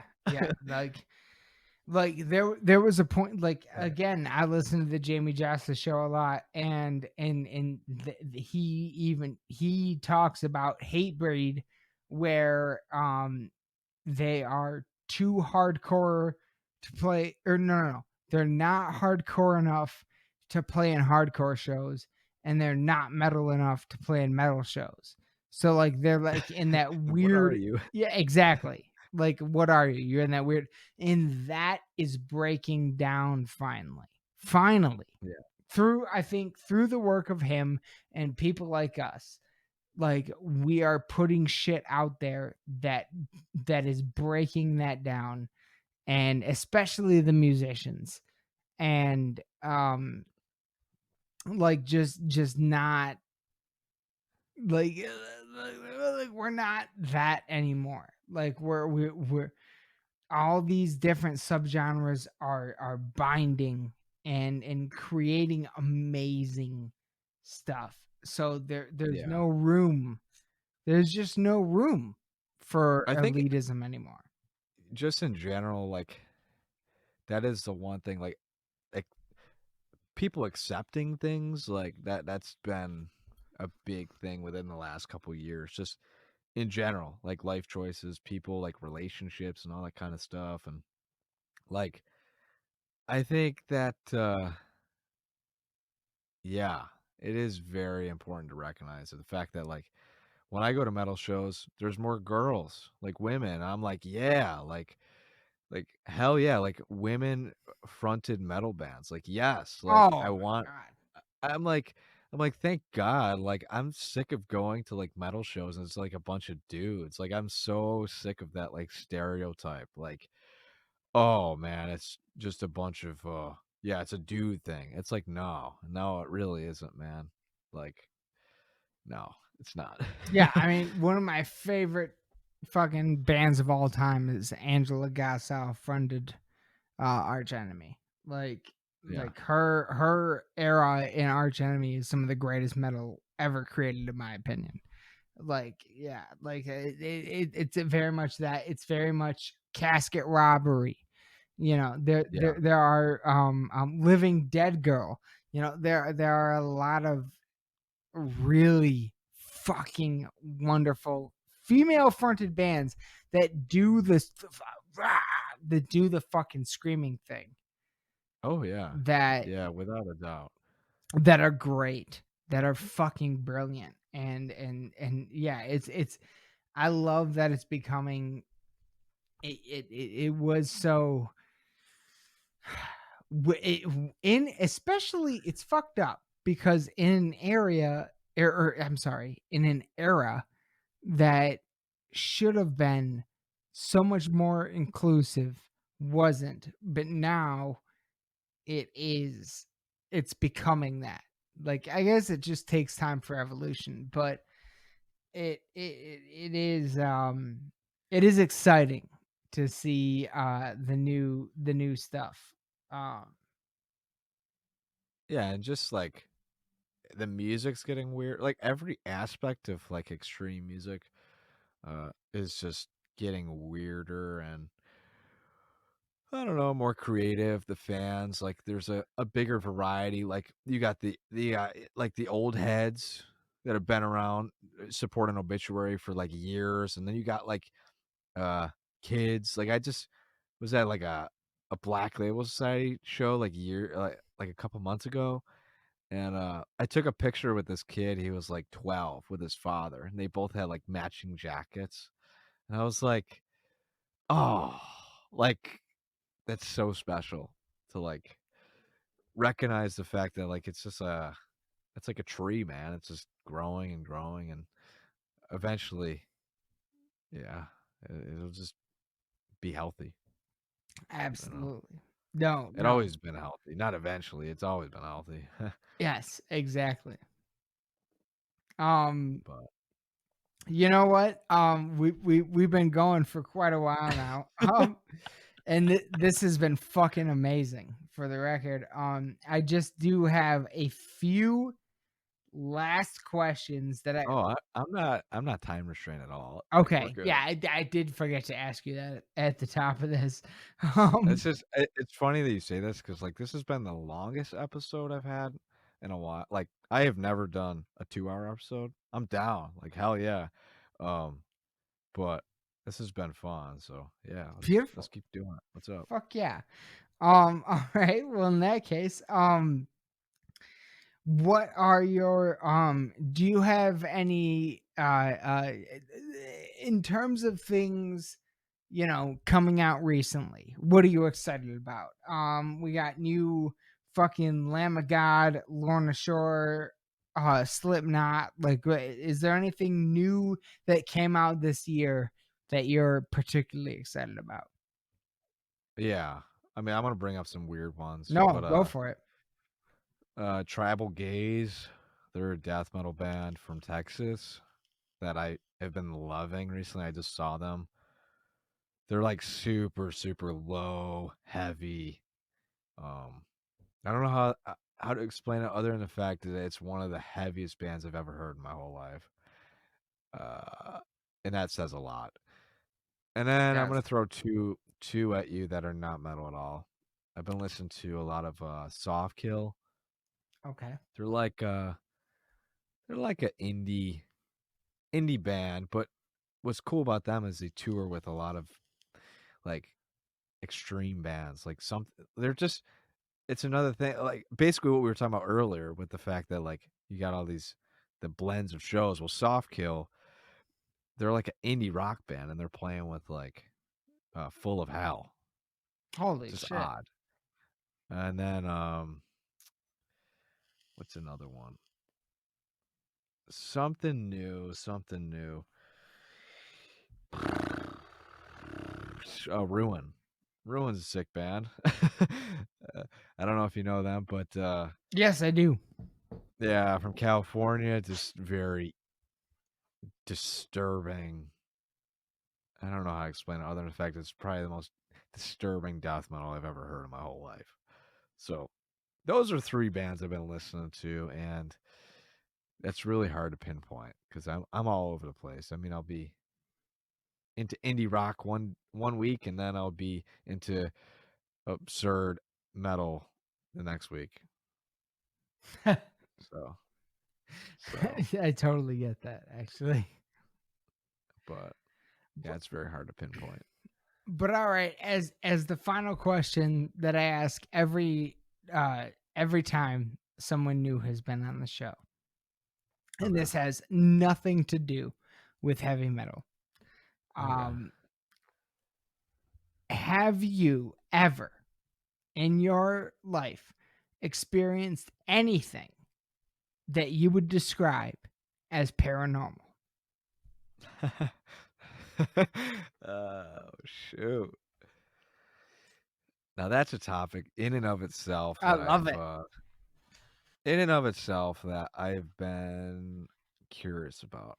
You know, I believe in that stuff. I just haven't.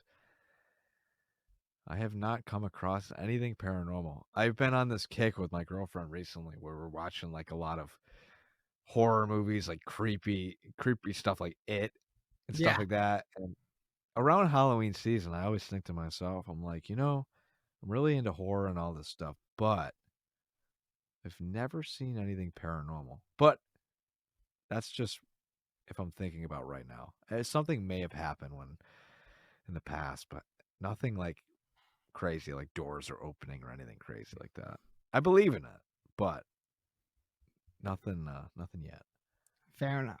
Fair enough. I have found that through doing this podcast, I always ask that question to people, and That's a good it's question. it's always about 50-50. Like it's literally 50-50. Like some people experience something, some people don't. Having said that, in your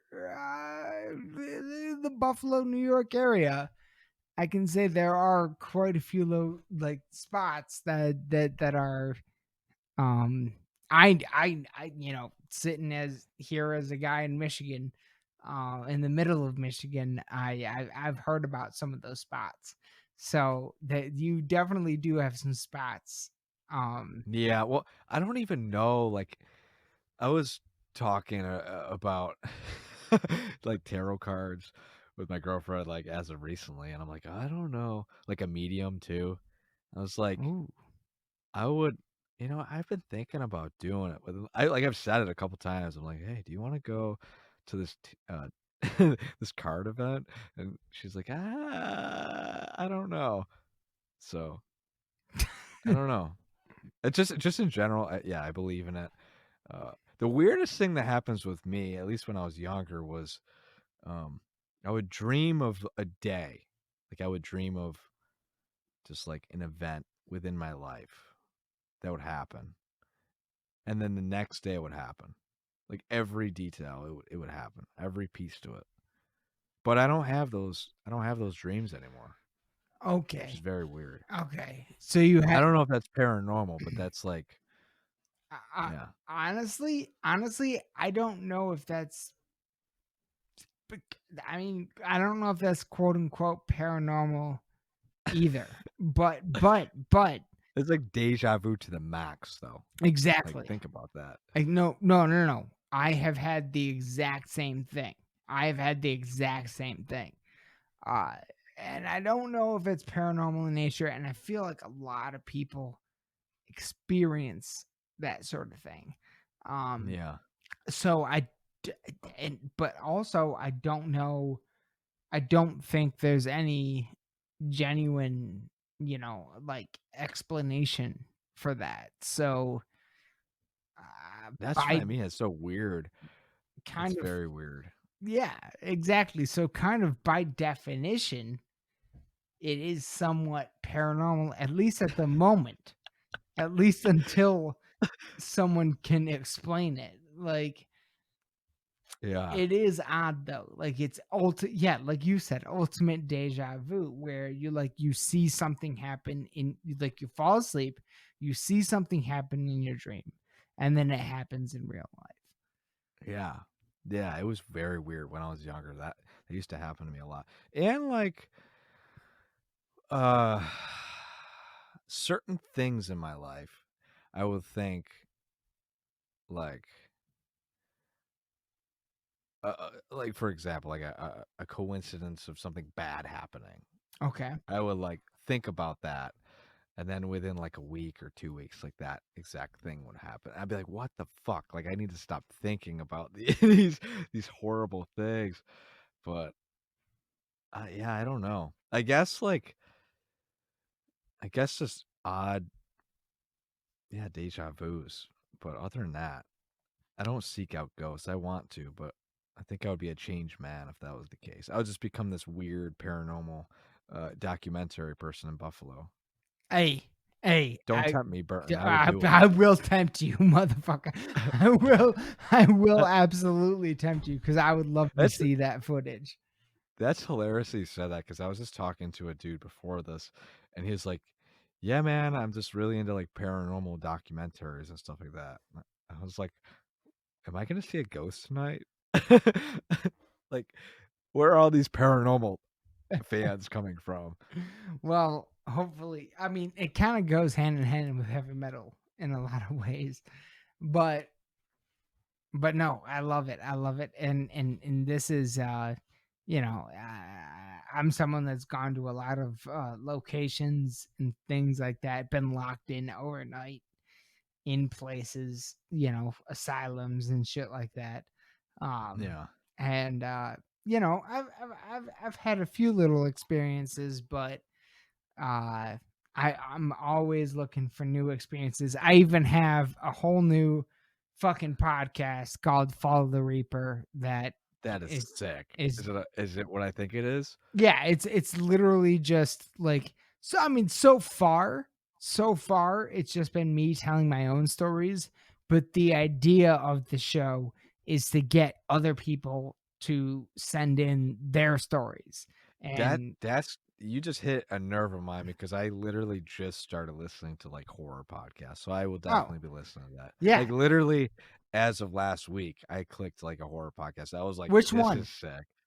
I don't even remember. Like, I don't even remember, to be honest with you. Okay, fair enough. Well, But it was talking about how this person, like, what the hell he was doing. He was like, I don't know, like mutilating body. It was just fucked up. It was just he like mutilated bodies, like tore them apart. Like, it's Well, just gross. that that sounds more like a true crime thing. Okay, it might be that then. A It- true it- crime podcast. If I were you, I would definitely check out. I mean, Follow the Reaper, of course, that's my show. It's only a few I'll check it episodes out. But it's heavily based on the Monsters Among Us podcast. I would highly recommend that. Okay. And also a podcast called Lore. That's just the name of it. It's just called Lore. And I would highly recommend that one as well, especially during the spooky season. Both of those podcasts are the Monsters Among Us is people calling in with their paranormal stories.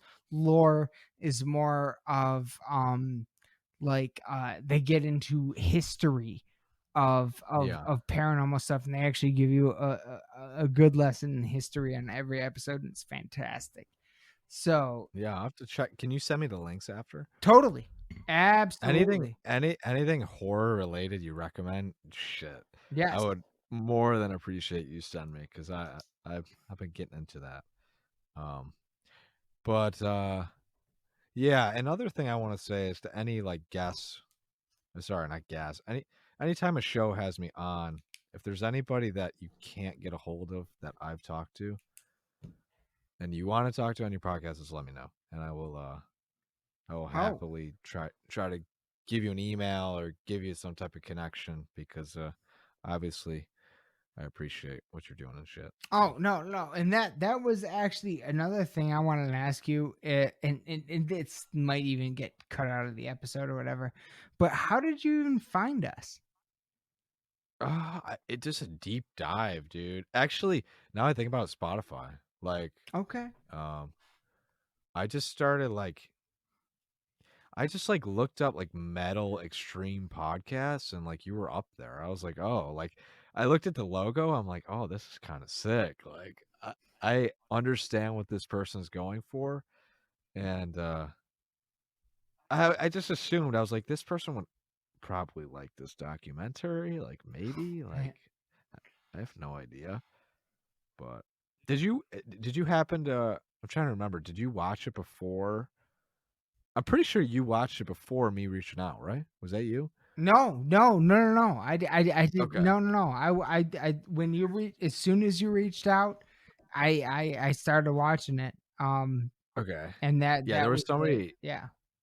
There was somebody that I like reached out to, like, yeah, I saw it 3 weeks ago. I'm like, oh, that's kind of cool.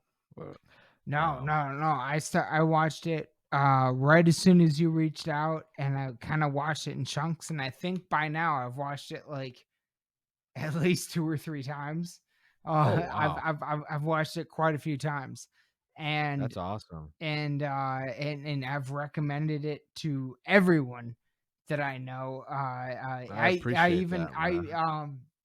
This episode will come out after after a more recent episode I did, and I even brought it up on that episode with Keith from the Convalescence. Oh, that's funny, dude. Yeah. I've talked to Keith. Oh, he's a great guy, man. That's hilarious because I think he reached out to me. I don't know if it was during or after I released it. He was like, "Hey man, I'm like in the area. We should link up." And I was like, "Fuck, dude, I gotta work." But my first metal show that I ever played like in a band was with them. No way. Yeah. What? So if it wasn't for if it wasn't for them playing in Niagara Falls years ago and me like watching them and be like, whoa, like what are these guys up to? That's another band, dude. Like I saw their bus, I'm like, this band's sick. Like what are they up to? Yes. Yes. No, But they are some of the best. They are some of the best I've ever known. Like they are every bit of music that they put out is amazing. What show was that? it was at the Evening Star. It was years ago, man. Like it was in Niagara Falls. Um, I don't even remember. I remember Vocals was a part of it. Do you know who Vocals is? He was on I've heard of American him. Idol. Yeah. So Yeah. he was on he was on American Idol. He like got up and did like metal vocals. It was my band, Vocals and the Convalescents. Oh my God. It was really funny. That's incredible. That is incredible. Like holy shit. Um But yeah, it's funny that you brought them up. There was no, just yeah, they've been a huge supporters of this podcast. So yeah, yeah, and that's awesome that you've had an interaction with them at least. I'll try to I had Keith on my show, but I'll try to What? yeah, I'll try to link you up with some like well, first I'll like give you some bands from around here Yeah. that I enjoy, and then if just I don't know, listen to my show, and if there's anybody that you want to fucking get a hold of and you're having a hard time, just let me know. No, I got you. I've seen again. It's what's the name of your podcast? Between Exultation and Aggression. Excellent, excellent. So yeah. everybody look that up. Links in the description below. And I've definitely seen that you've had some extraordinary guests. You have over 133 episodes out. Yes, sir. Absolutely outstanding. And I will over the course of the next week or so, I will be getting caught up on all those. Like that's gonna be my main thing. Man, we literally like I have like here shit, we're not on camera. Normally I would show this to camera.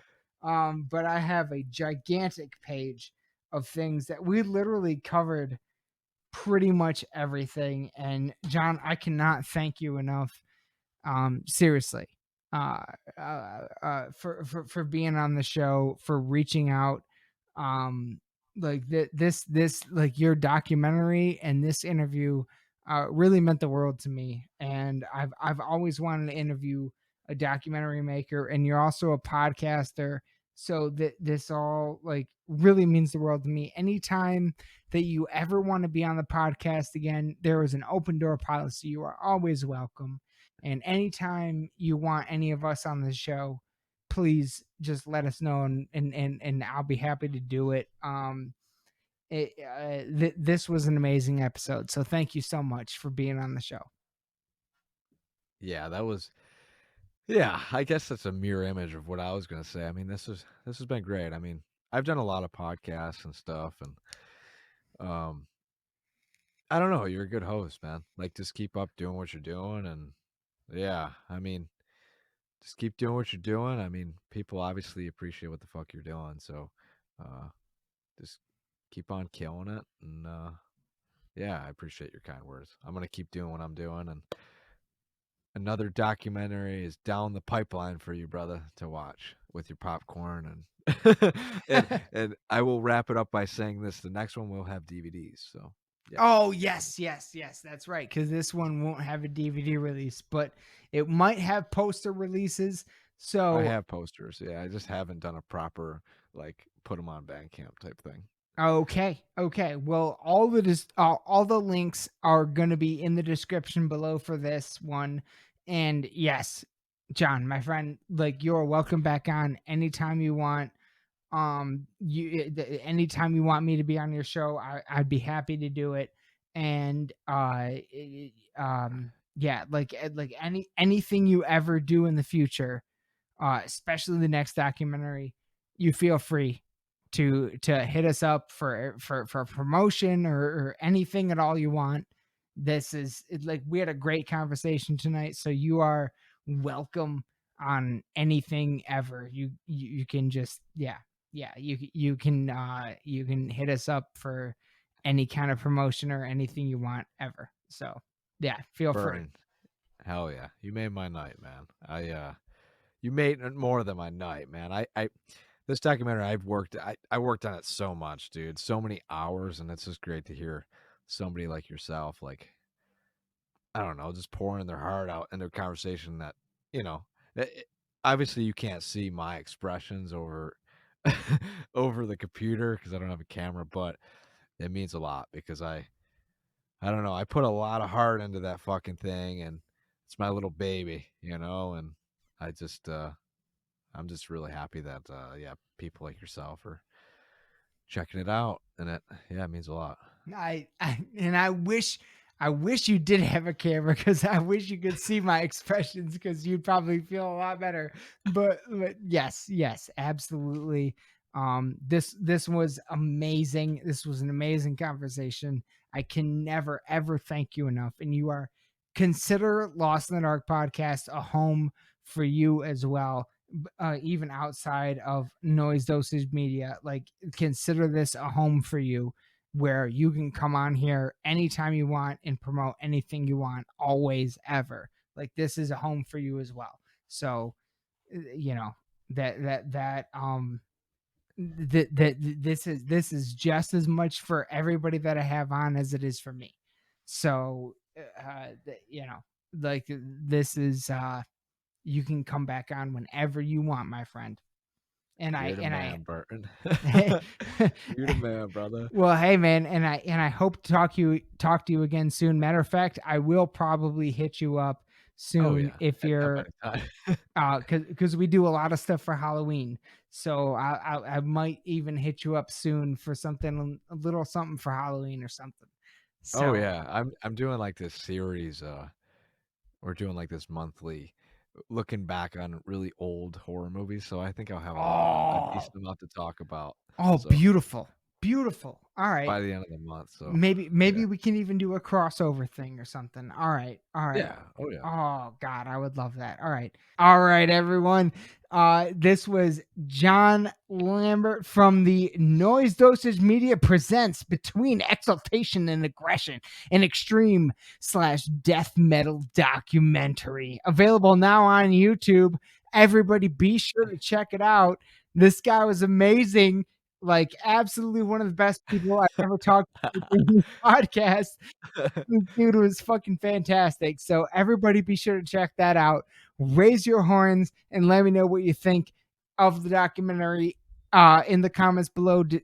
Links in the description below. As always, thank you all so much for listening. Raise your horns, bang your heads. We love you all to death. Good night.